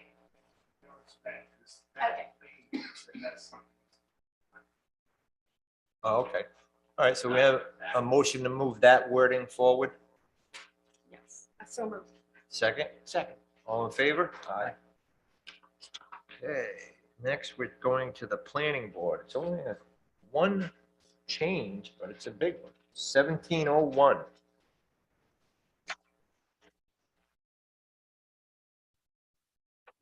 They're just, we've listened to a lot of people. Council members, how hard it is, members. So, what we do is change from 9 to at least 7. So, the lower, the locally gets like, then we'll get qualified, they said, and hopefully keep them. 9 to 11. Yeah, I was the chairman of the planning board. 9's a lot of people, and the problem with that is you need 5 quorum, or you can't do anything. Change it 9 to 7, that's what it. Yep. What's the story in other towns? Other towns, Frank, have, Yep. so it's not 5. 5 or 7. 5. Oh. Wow. Yeah, What?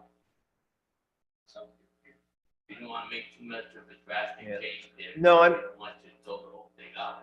Seven's The good. biggest problem I have, well, it was like some of the meetings, it was like trying to herd cats when you've got 9 people up on the board. So I don't really have a problem with that. I'm just kicking around maybe 7 and 2 alternates, or 5 and 2 alternates. That's just what's running through my head. I don't know, what's the thoughts of the rest of the council? What are other, I'm curious about the makeup in other communities. find out if we research that. I actually searched, about 509. Question available. I know Chairman Massey has been talking about this for a long time. That he must have spoken with you or you must have spoken with him about this. So he's been asking to reduce that number for a long time. So it makes sense.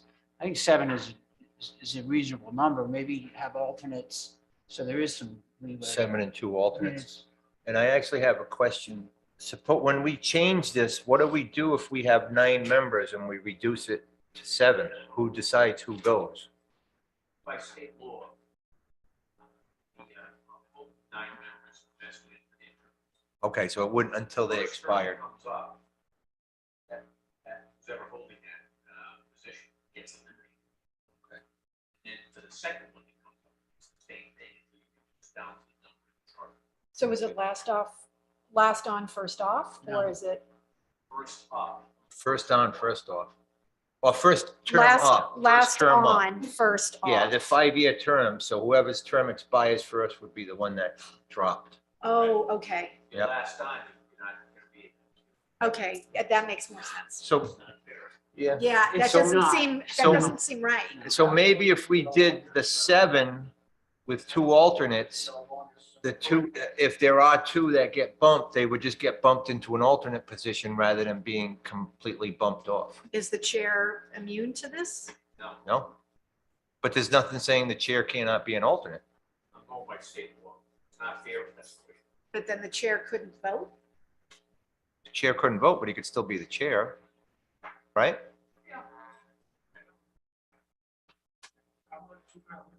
Mm-hmm.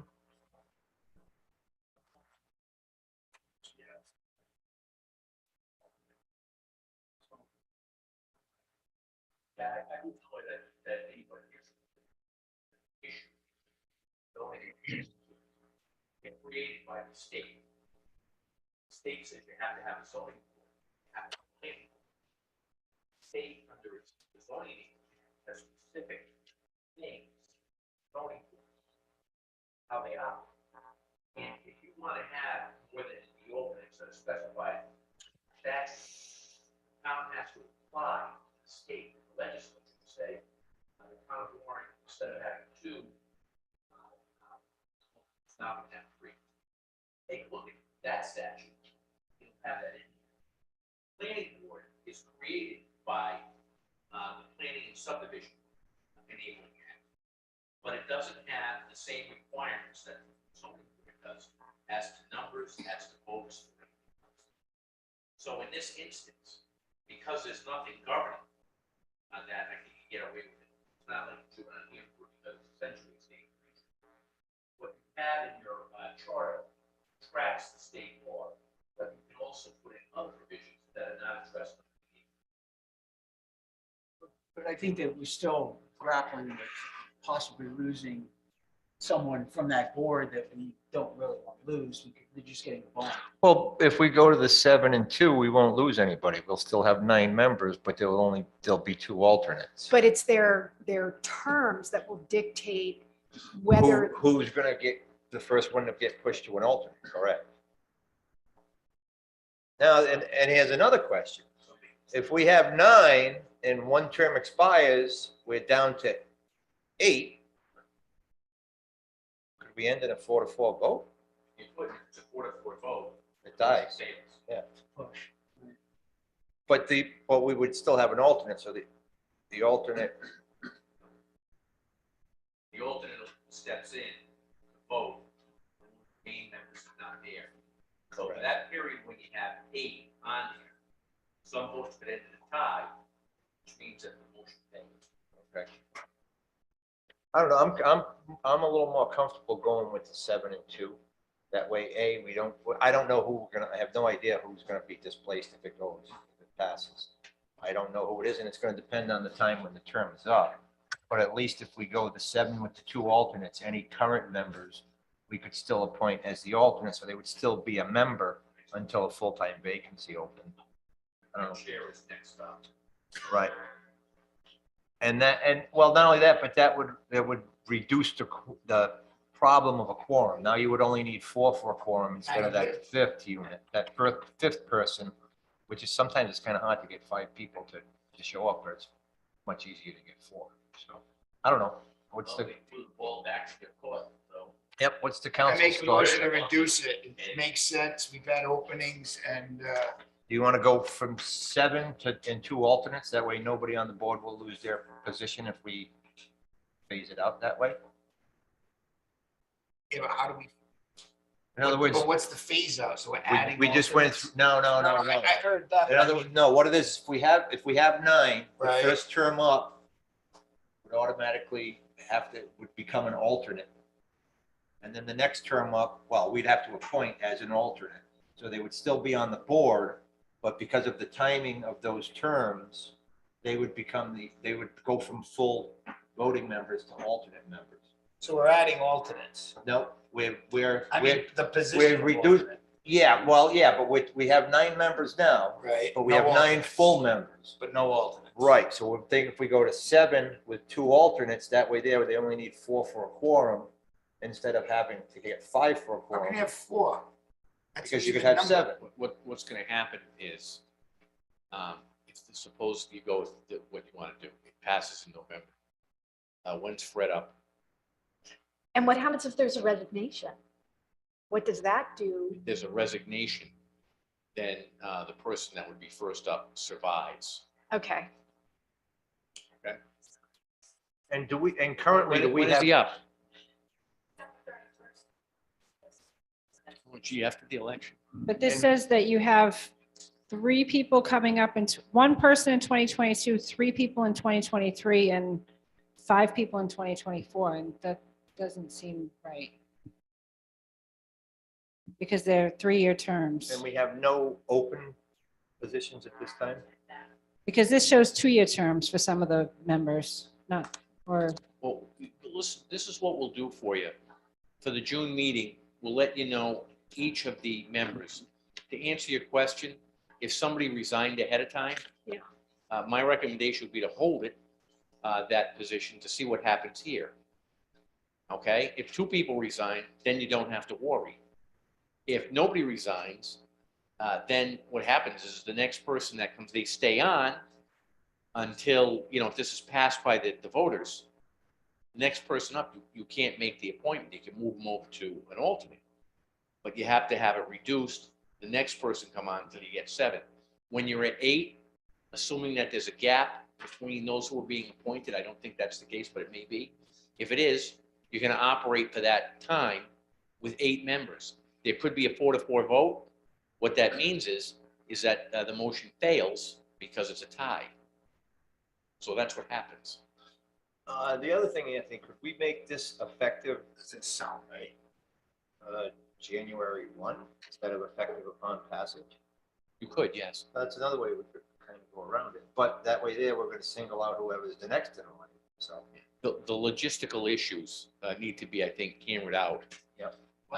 But before the next meeting, but in order to do that, we'll proceed under the assumption that you need to see the scenario if it goes to 7-2. yeah, that's because I'm in favor of reducing it, but I would like to see the scenario, the potential scenarios before that happens. So we'll move it forward Same. as worded, but we can always add 7 and 2 alternates at the public hearing. Does that sound good? Yeah. Oh, it's medicine. Okay. Next change, I believe, is 1703, and that's striking the protection of trees. Why?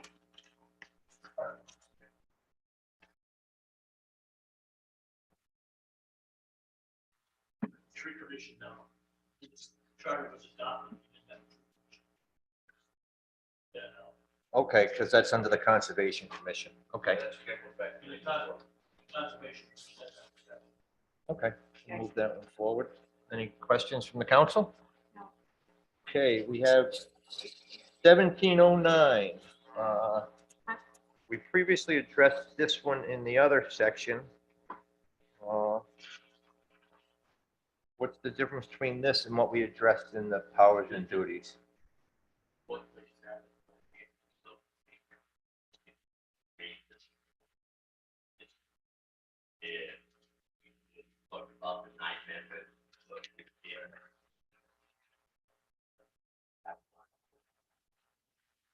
we felt confident that this arts and culture and many people with interest in the 9 members. That's how I'm. Yeah, this is a very active and productive body. They're doing good work and and as resignations and spots have opened up, there's always been an instant applicant for it. My problem is not including, or I think that we need to add back in the fact that there is space for 2 non-Warren residents on this board, because currently there are 2 non-Warren residents serving on the board. One is the chair and the other one is a very active member, and we need to make sure that that is part of the charter, that we codify that. I would purpose. Well, I would purposefully put that in because it has been a very successful model for us, especially on this particular commission. And it would essentially tell the chairperson, who has been excellent and very productive and owns a business in town, who happens to reside in Bristol, that their service is no longer needed. We have the Art Night Bristol Warren, which is a group and organization that serves both communities. Arts and culture is a region, statewide spanning effort, and I just feel like it would be very wrong-headed to exclude non-Warren residents from serving, at least in some capacity, on this commission. We created it that way specifically. So Mr. if Alfaro? I could just back up a second. Certainly, we don't make the decision, you do. So let's go back. This first commission is not in the charter presently, but it does exist, as we found out. So we looked for wording to put it in the charter if you wanted to. Following that is another commission or task force, which we'll talk about, which is not in the charter. And a lot of research went into that. Again, so you could look at it and decide.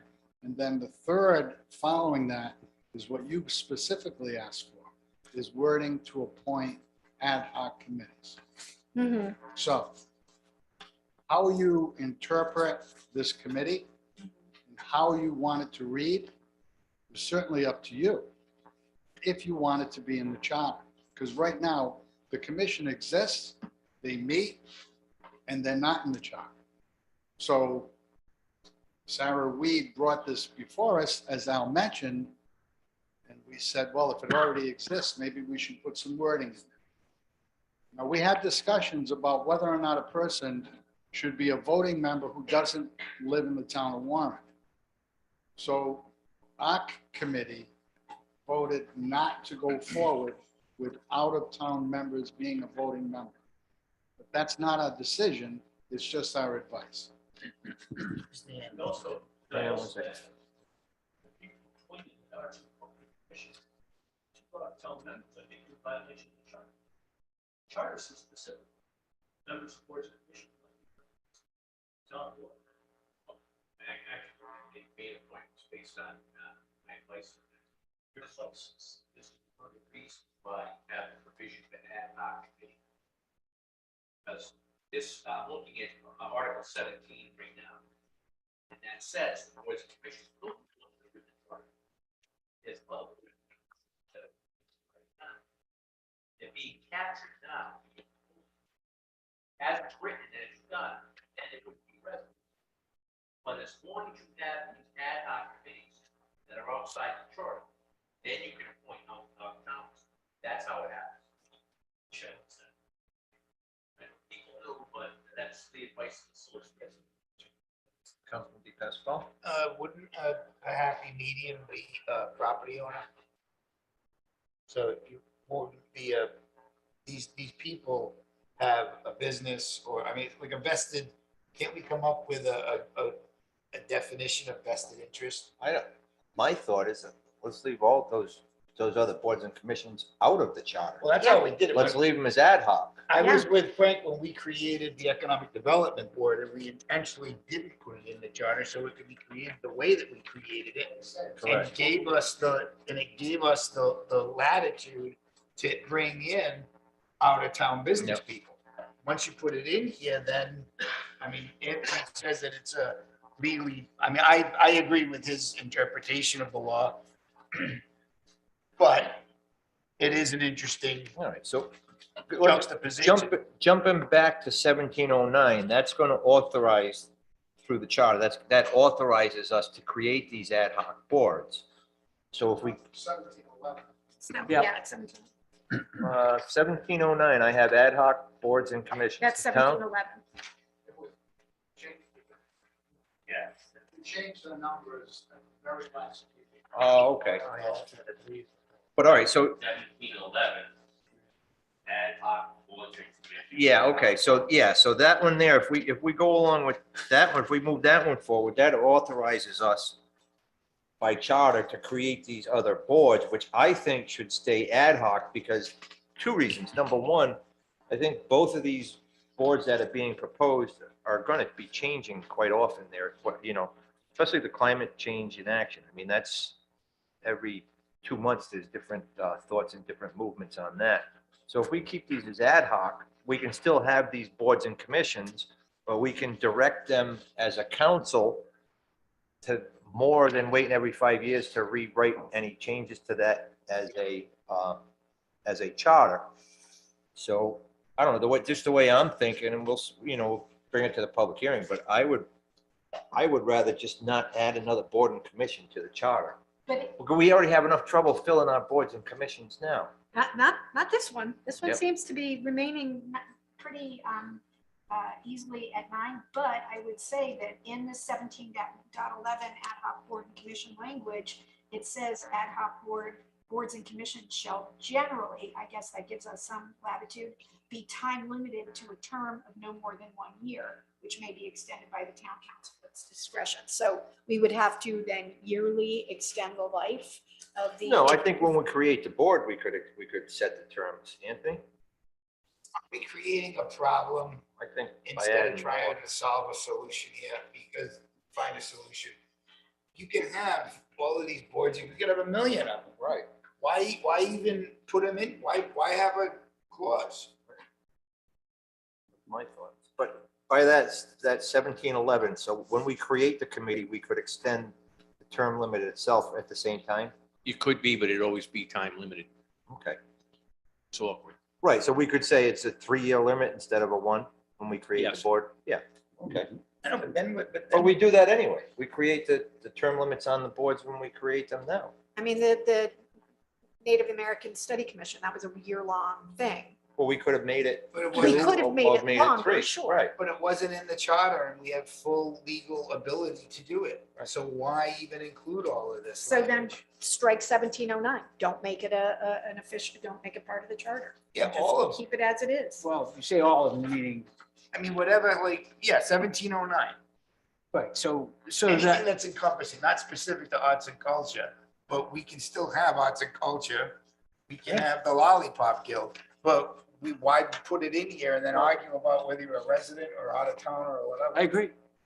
All right, so we'll move that forward. We'll discuss that at the public comment section and see at that time how the council wants to go forward. I mean, I don't really want to eliminate anything until we get to the public comment section, so unless there's changes to the wording.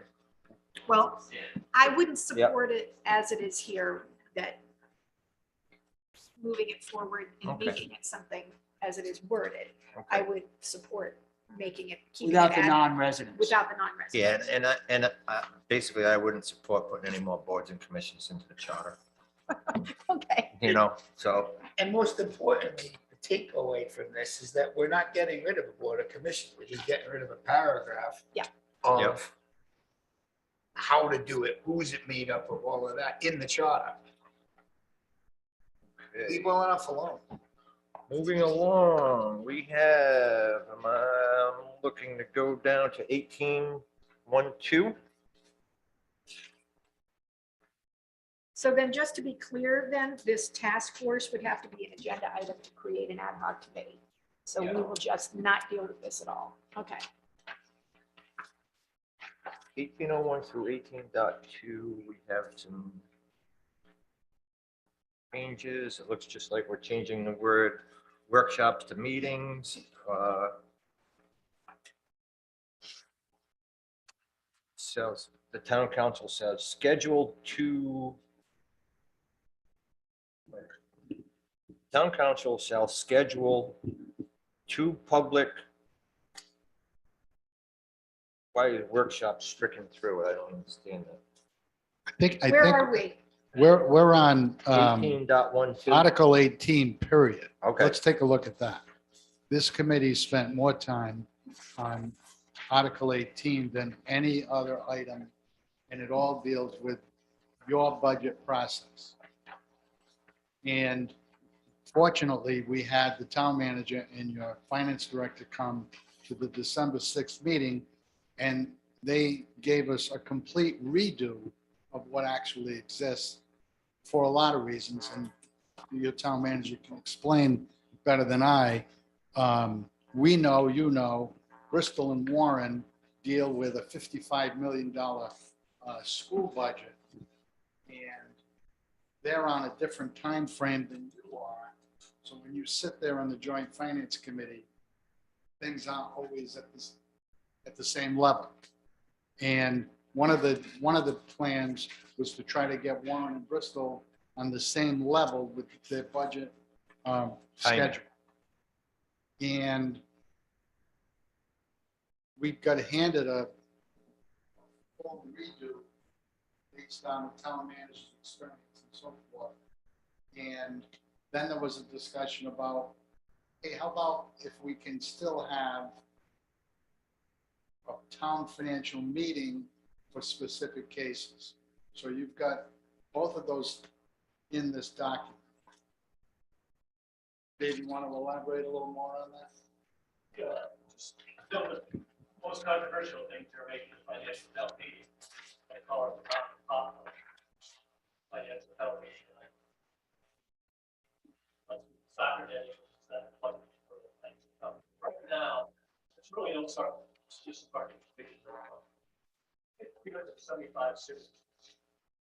And 40. Basically, probably 10% of what we're talking about. Yeah, that's it.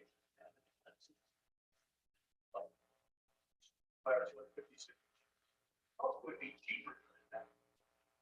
Right now, there is goes to an all-day referendum. This is vision of what I budget cost consider. It's something that we didn't do in the past. We might have a referendum on selling a piece of town property, renting a $250,000 fire truck, something like that. Just still have a financial company. Have those revenues. Some way of giving the citizens budget process. It's probably about some things. I know there's been trouble with forums in the past, things like that. I think people are going to sign a petition. It's soccer day, whatever. Sure. And it's not anything drastic change.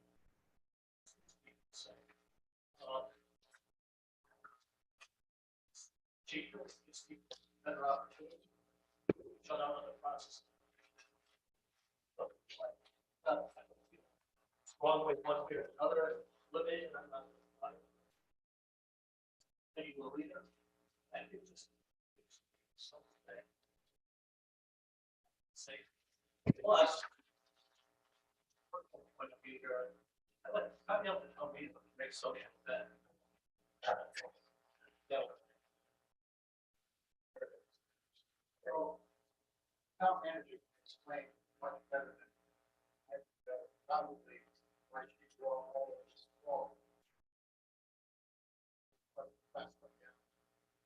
Again, we debated for months about how to go about getting the budget process.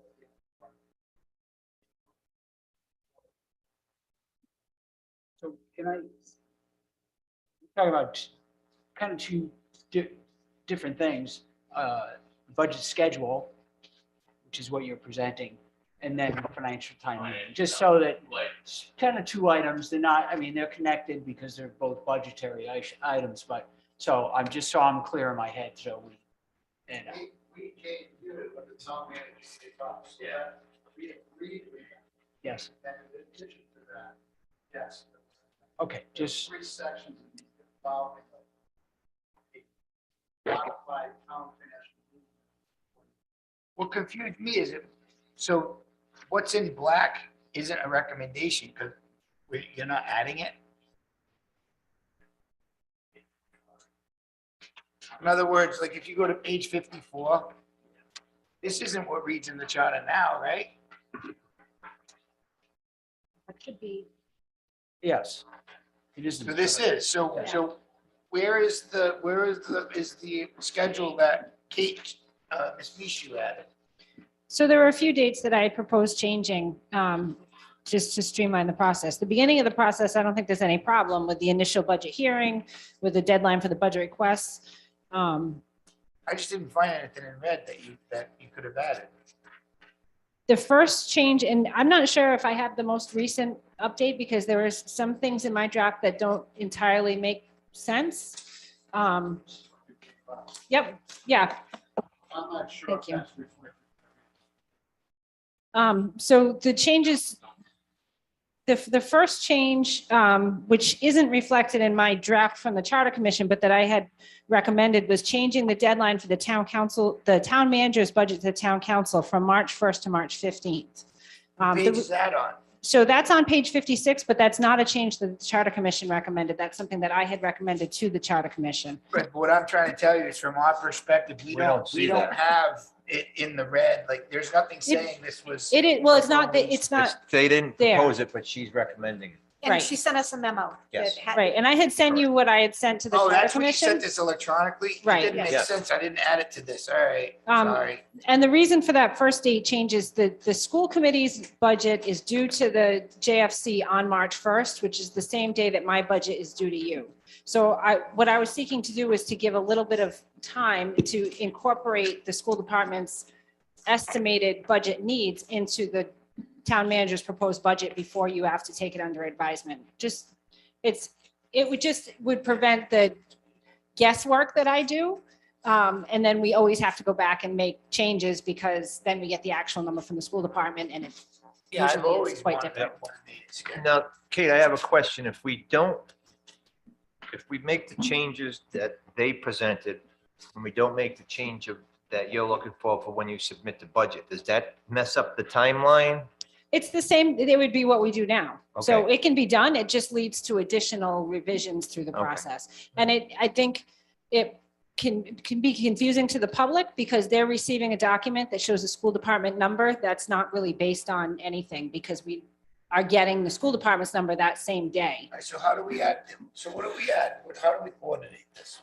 Well, Move the manager budget to the 15th, yep, and then she'll I mean, have what We have to they put it in a form of recommended. motion, 'cause it's not written, yeah. Well, and again, we bring something back to you at the next meeting. If you Yes. want to make motions on that. I think if right now, if we make a motion to have the town manager provide her Calendar recommended changes. dates along with the proposed changes by the Charter Commission for the public hearing, at that time, we'll be able to put the dates a little bit more in order and get the chronological where it needs to be, and then we can move forward that way. I think So- everything else is incorporated actually, as 'cause far as I'm the recommended definitely in dates. favor of changing the dates, Sorry. because I know how confusing it is over here. But I just want to make sure that we have all the dates listed, so we Yep. know all the ducks are in a row, Sure, so I we don't. I could do a timeline. I think the rest of the changes that I recommended as far as dates is incorporated into this draft. And just to review the reasoning behind some of them, for some items, we need time to advertise. And since we only have a weekly newspaper and it's published on a Wednesday, then some of the timelines in here in the current charter, it's impossible to meet the timelines because of those advertising deadlines.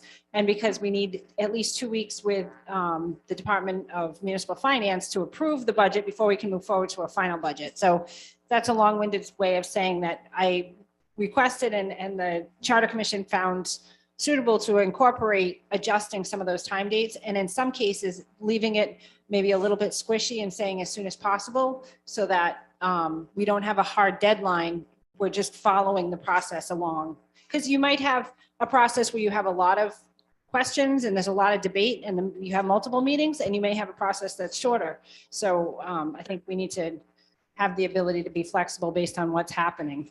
The only other thing that I was a little bit confused about, and again, it might be that I have an older draft of the document, is that the way I read the Charter Commission's proposal is that there would be two referendum processes, one before the final budget and one after the final budget, which to me seems maybe a little bit Direct that to duplicative. the Charter Commission.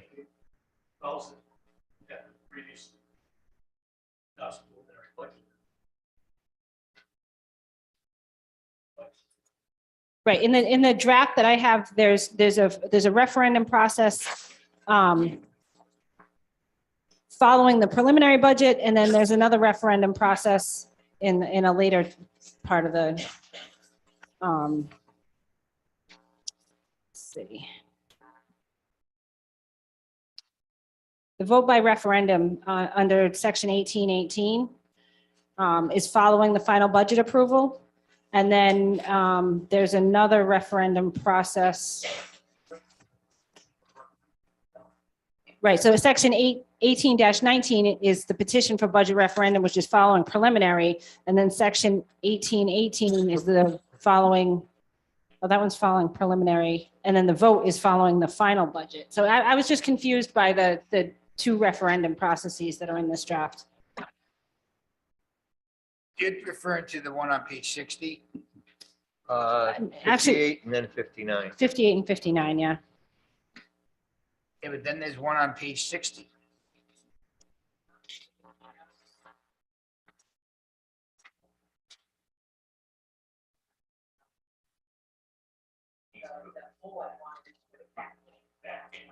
Oh, no, I'm wrong. Right, but there's now two referendums, Right. one before the final vote and one after the final vote.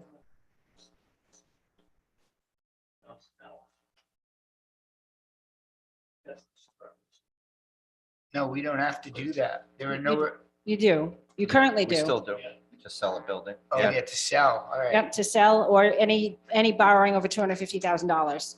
And Oh, that's that still was in the here, keep borrowing. right, That's what kicks it in. right.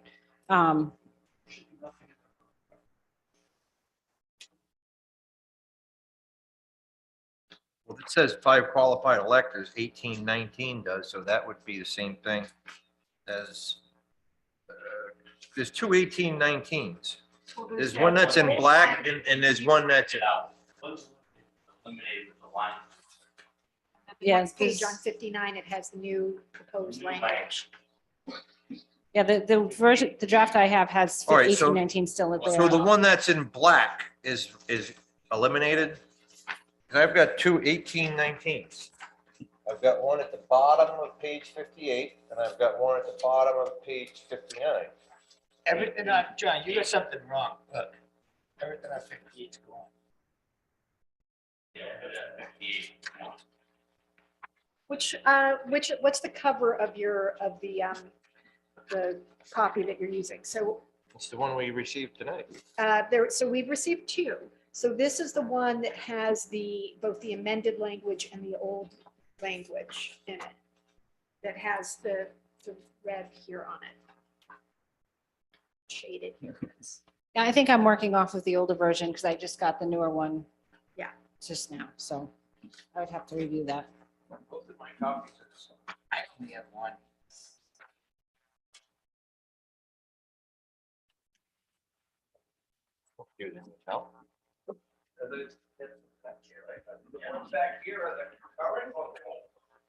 So I'm, The second one that came in has red on the front and Yeah. my old one doesn't. John, what's the front of that one? Let's see what the phone looks like.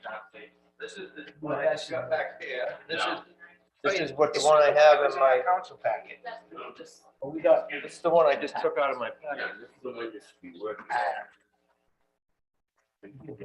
Okay, yeah, I don't have any of those. See, like, Oh, page yeah, 58. Then we got a second. Yeah, I don't have either of those. Well, I'm looking at this. This was eliminated, Okay. and this is the new language that was put in. So, something that everybody should be on the same Okay. page. Yep. I mean, up until now, that's the first one where I ended up with a different page on it, so, all right. So this is Xed out.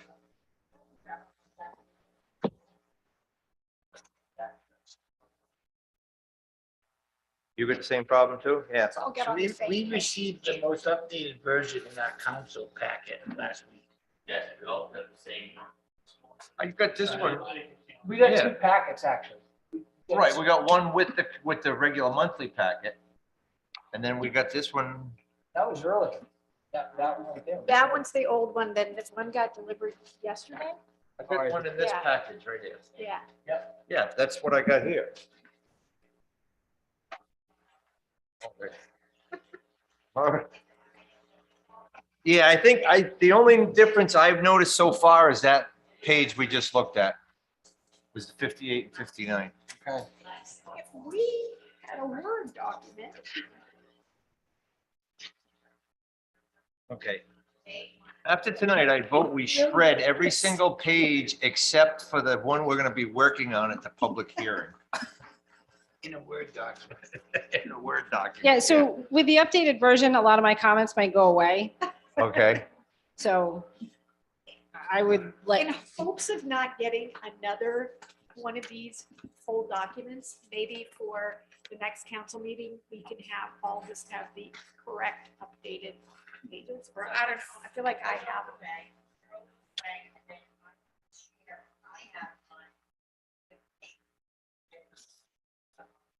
Okay. This way, if we have one that we're working on, next time everybody's on the same. So both ones you have, okay. But the only discrepancy I've seen so far from one to the other is right here. So I think we're good up till now. There are two actual petitions. Say that you. One, something is in the budget, they petition to you. You don't change it, then they get a petition.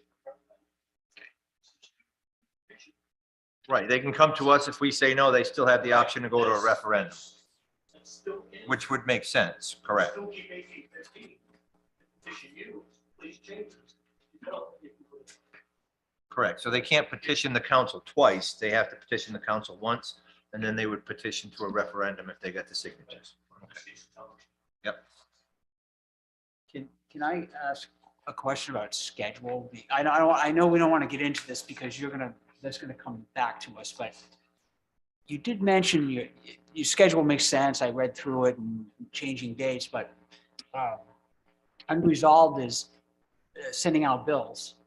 That's unresolved because that would push us further into July, and the bills are supposed to go out in August, and is that they're right? supposed to go out in the beginning of July for an August 1st payment. Right.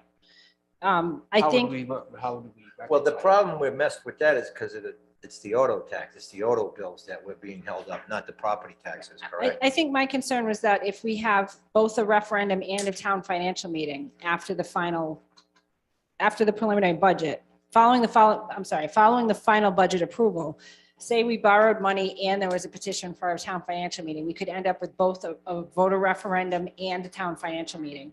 And we would just need to determine how long it would take to actually make that happen. You know, if we have to have ballots printed, if we have to advertise, what would that timeline be? Because we have to have the bills to the printer by the end of May in order to hit that beginning of July mail date. So if we're pushing things beyond kind of the end of May, then we may want to consider adjusting that schedule and pushing that to September 1st instead of August 1st. And what would the repercussions of that be? Right, we would have to look at that and see how that affects the cash flow, basically. And then again, cost for budgeting, we would have to determine what the cost would be. We already budget for a referendum because we have to be prepared every year to have a referendum, but we would also have to additionally budget for a town financial meeting because we would have to assume that we would have a town financial meeting Right. as well. So that's, yeah, that timing starts to get a little tricky. Yeah, just point out, it's nothing, yeah. Was there any consideration given to, if there's a town financial meeting, incorporating the referendum petitions into the town financial meeting? So we don't have to have both? Yeah, voting from 8 to Yeah. 8 to 2 p.m. and then to 8 to 5 and then the same. You chose, so you do, so that. All right, so basically I think what we need to move forward for the public hearing is to get a clarified timeline presented to make sure it works out. The timeline that she Was gave acceptable to the Charter Commission? Was acceptable, but unfortunately. Didn't get in here. It's not- Okay. So, but there was so much back and forth. Yeah.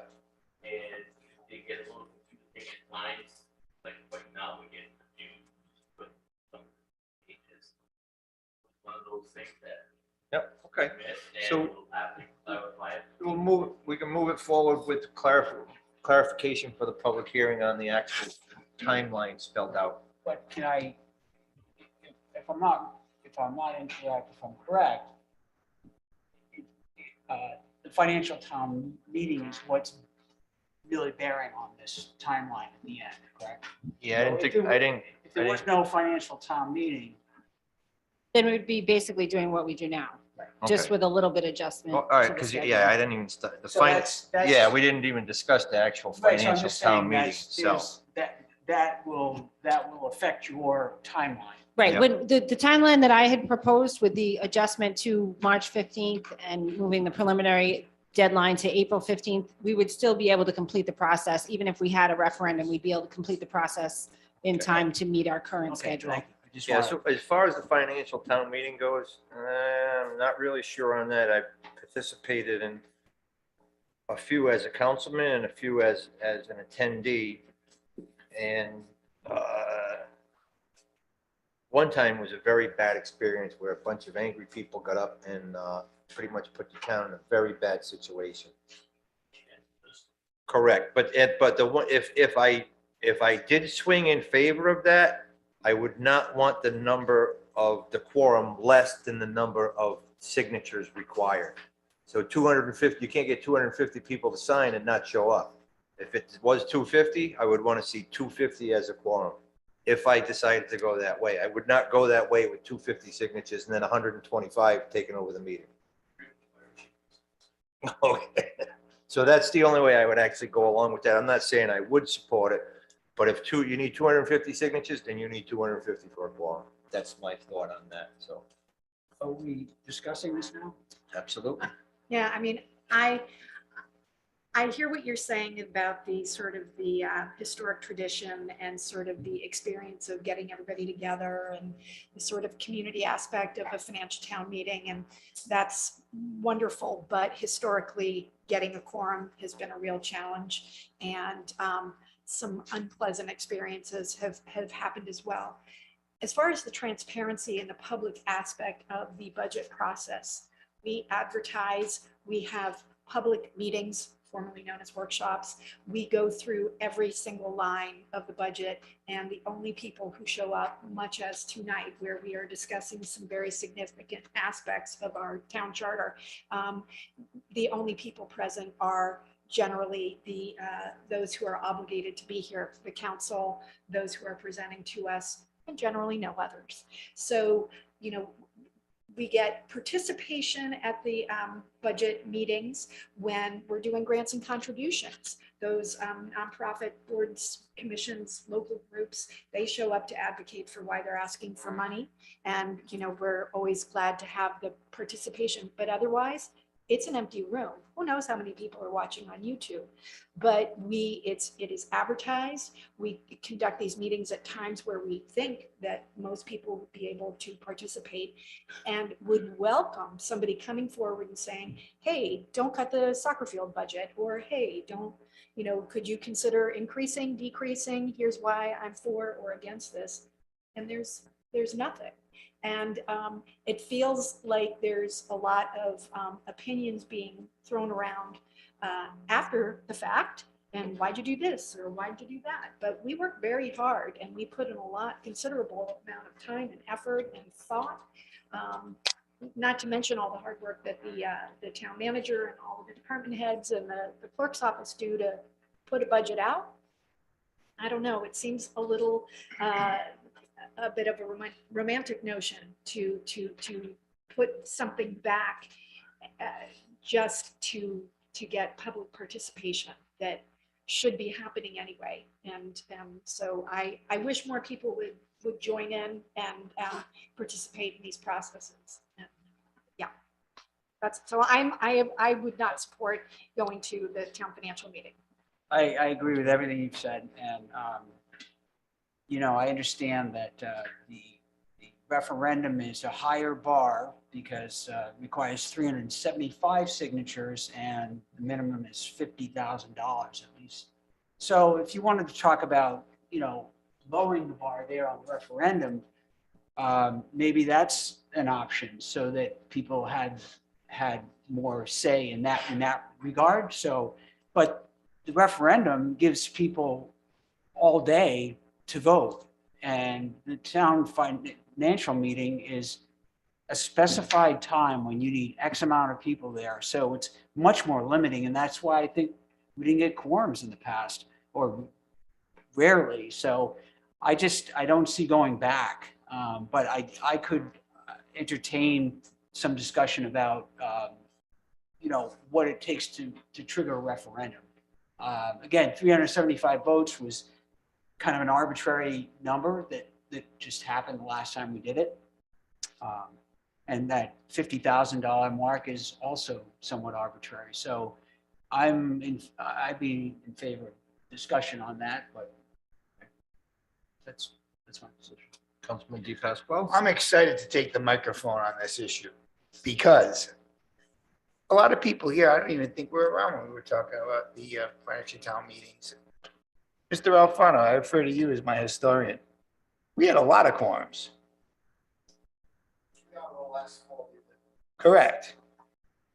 But those 3 out of the last 4 were more recent than when we had some trials and tribulations in town. 3 out of We would usually get a crowd if the fire department was looking.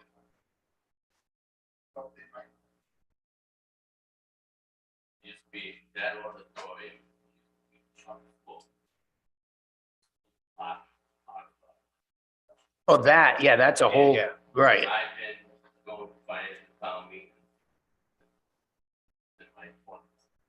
Once the teachers got their budget up, lucky if they get 110 taxpayers left.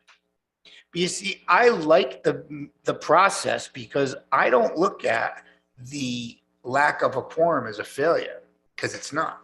The lack of a quorum is a success by the council of creating a budget that the town has accepted. And by not attending, they're showing their acceptance because there's nothing they oppose. And I can remember a few times having a gentleman's disagreement with you saying, why are you packing the house? Because we're not going to risk it. So you brought everybody in to vote in favor. If you had all stayed out, we would have been having a beer earlier and you would have gotten what you wanted. Although you ended up, you know, stacking the cards in your favor, but I do look at it a little differently. It is that finalized, and there is some social aspects to it. It was always a beautiful night. Entering the auditorium by the side door, I liked that. But I don't know. I kind of always looked at it. Well, I always looked at it as not necessarily a big major defect by us on those years we didn't have a quorum.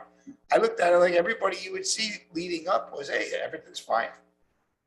And I do think that when the fire department was strong on an issue, they were just making sure that wasn't going to be any opposition.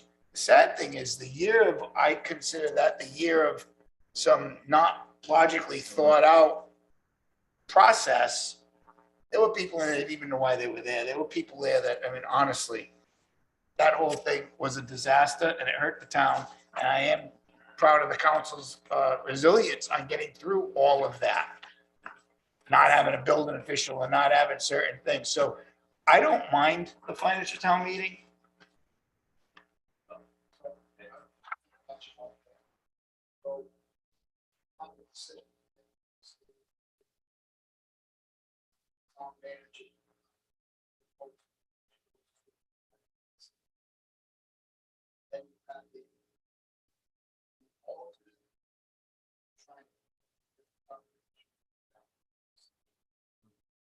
That's really what you got. Say what you have.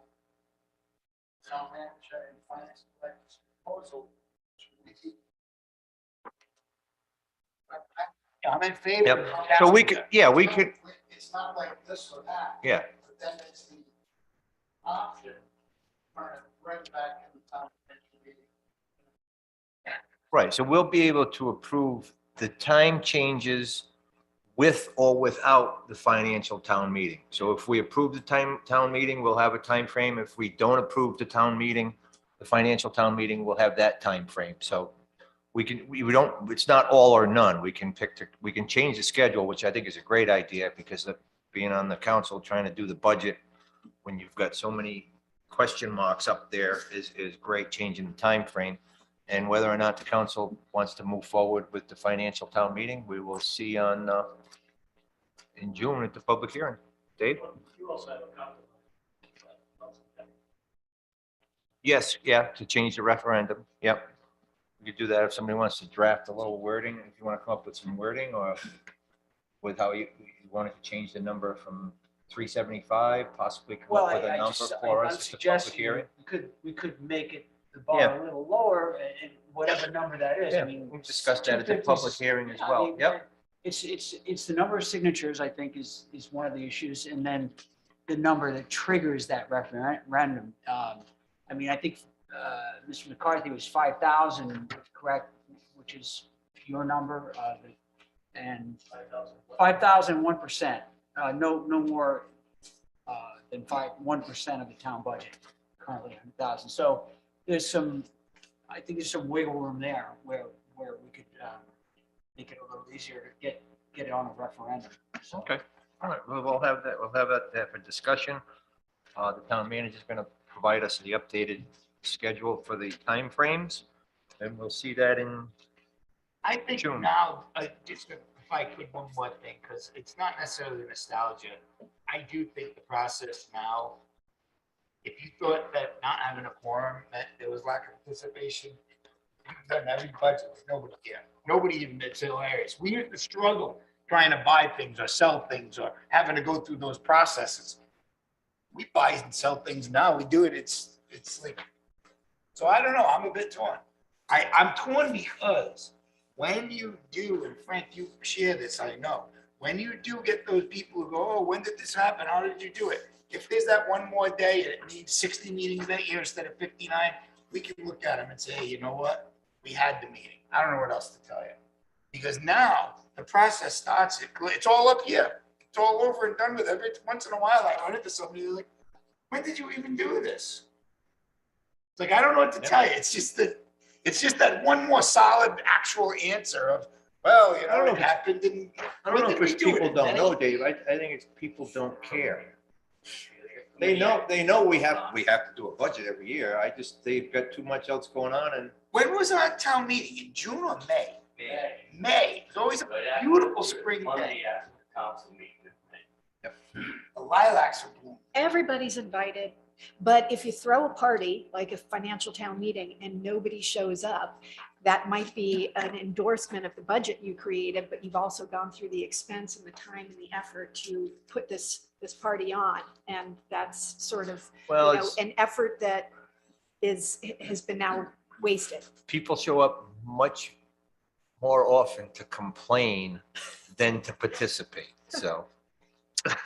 Yeah. Okay, But if they'd shown up earlier, Yep. they wouldn't have anything to. all right, do. looks like we're on to 1901.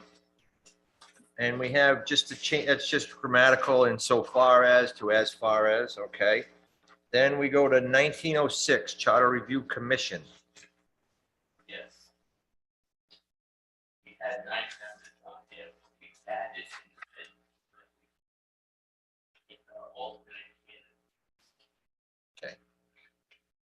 So you, Had the first design from the charter commission that back to the council.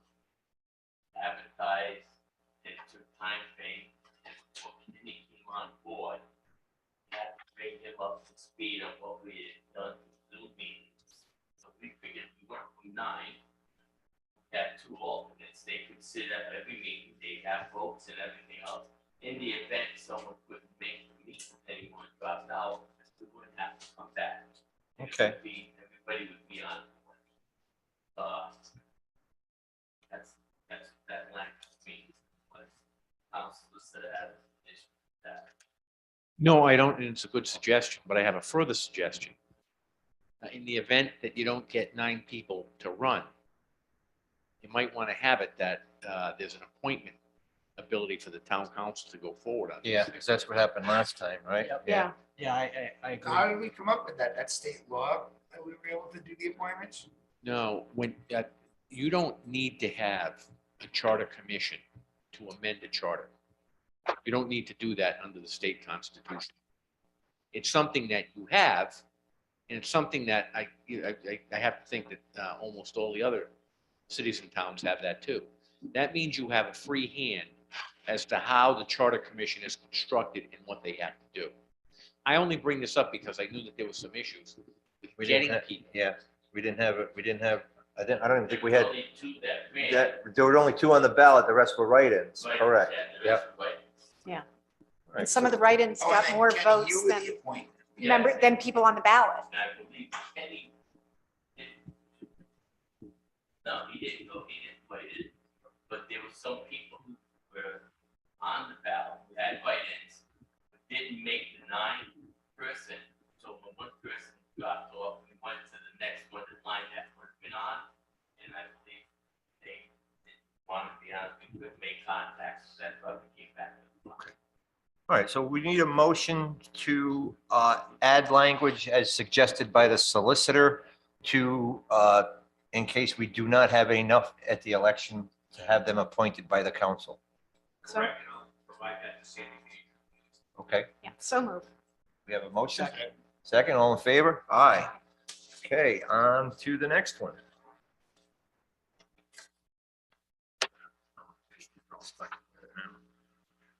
Looks like all grammatical so far until we get to, we take out the school department under 1918, but that's because we no longer have a school department anyway. So, and we just have continuance of office 20.05.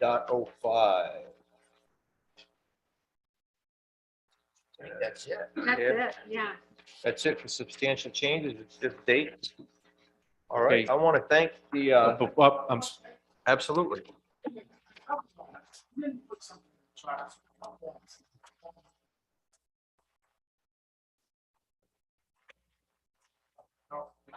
Yep. Yeah, we, What do you guys feel? well, we have already, there was a resolution, because I was talking to the chief about this earlier. The city of Pawtucket has had the same problem. They've had it numerous times that we've had, where our decision was overturned by the DBR. Now, that's a state law, so as a town, we can't do anything, but city of Pawtucket did pass a resolution asking that it be changed. That came to us last month, and we signed on to that resolution. So we have signed a resolution and forwarded it to our local representatives, asking for that to be changed. So we have a little bit more authority than what we have now, because we have the authority to grant the license, but we don't have the authority to take it away. That makes no sense. So we have taken action towards that the way we can, and we have to address that at the state level. And there is a resolution floating around cities and towns, which is currently at the State House. Well, we wouldn't be able to put that in the charter because we don't have jurisdiction over it. It's all governed by the state. I'll let the It's solicitor a explain. question of preemption. Liquor licensing is an area that's been preempted by the state. So it's all done in Title III of the general laws. The difficulty I have as your solicitor, and that the council has as the board of licenses, is you have to grant the license. You have to enforce things. You have all the responsibility. But then in the end, when something goes wrong, you don't have the final say.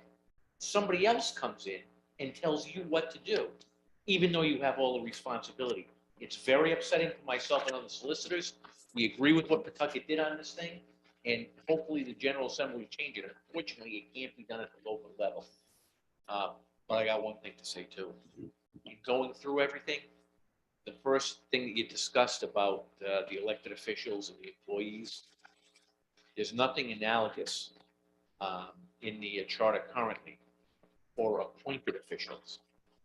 The provision in Article 17 relates back to the Ethics Commission. The language that you proposed is beyond what the Ethics Commission says, the Code of Ethics for Rhode Island says. It's something separate and apart, which I think is appropriate, but it should also include your appointed officials also. Okay. I thought that's already in a separate section of the charter. But he just checked and it's not. Oh, okay, all right. Okay, in Article 17, the provision is, they're subject to the state code of ethics. Yeah, all right. But this is separate. Okay. You So we need to add, Appointed yeah, official. so we'll make a motion to add appointed officials. I believe that was in chapter 1, right? 1.09, something like that. What was the number on it? Yeah, I think you said 1.0. Yeah, so we have a motion to add appointed to 1.03. Motion in a second. All in favor? Aye. All right, now I definitely want to thank the Charter Commission. Some of that stuff must have been boring as heck, but I'm sure some of it was pretty exciting too. It was very challenging first time for me. I mean, I've worked with big people here.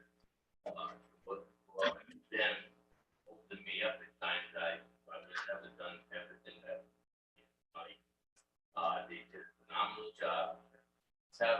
We talked back and forth about the financial town meeting and how complicated it was getting.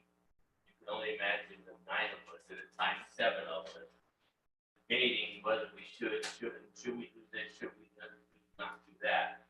And I think the toughest problem was during the Zoom, because we couldn't get our points. Because everybody, you're in the house, you're here, you're there. But once we got together as a group, face to face, and started meeting with people, I think it went a lot better. And I commend the commission, I commend, like I said earlier, to the town clerk's office, well, that's good thing. Help me with these documents. All right, but again, thank you very much. Dave? Real quick, sort of on a don't remember what that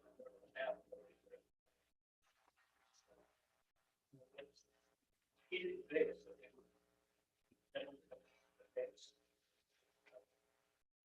I think that goes to the also let everybody got on the 7th. Good. Thanks, Chief. Thank you all very much. Thank you to staff that assisted in this. And can I have a motion to adjourn? So We have a motion. Do we have a second? We have a motion and a second. All in favor? Aye.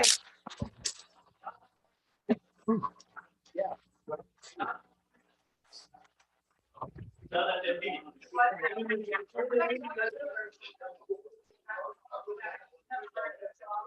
All right. Thanks.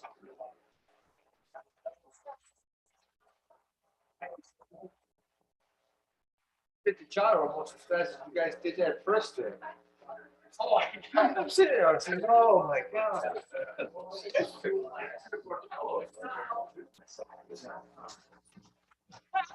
No, I know, yeah, pretty good. I didn't think it was gonna go 25 minutes. No, I know.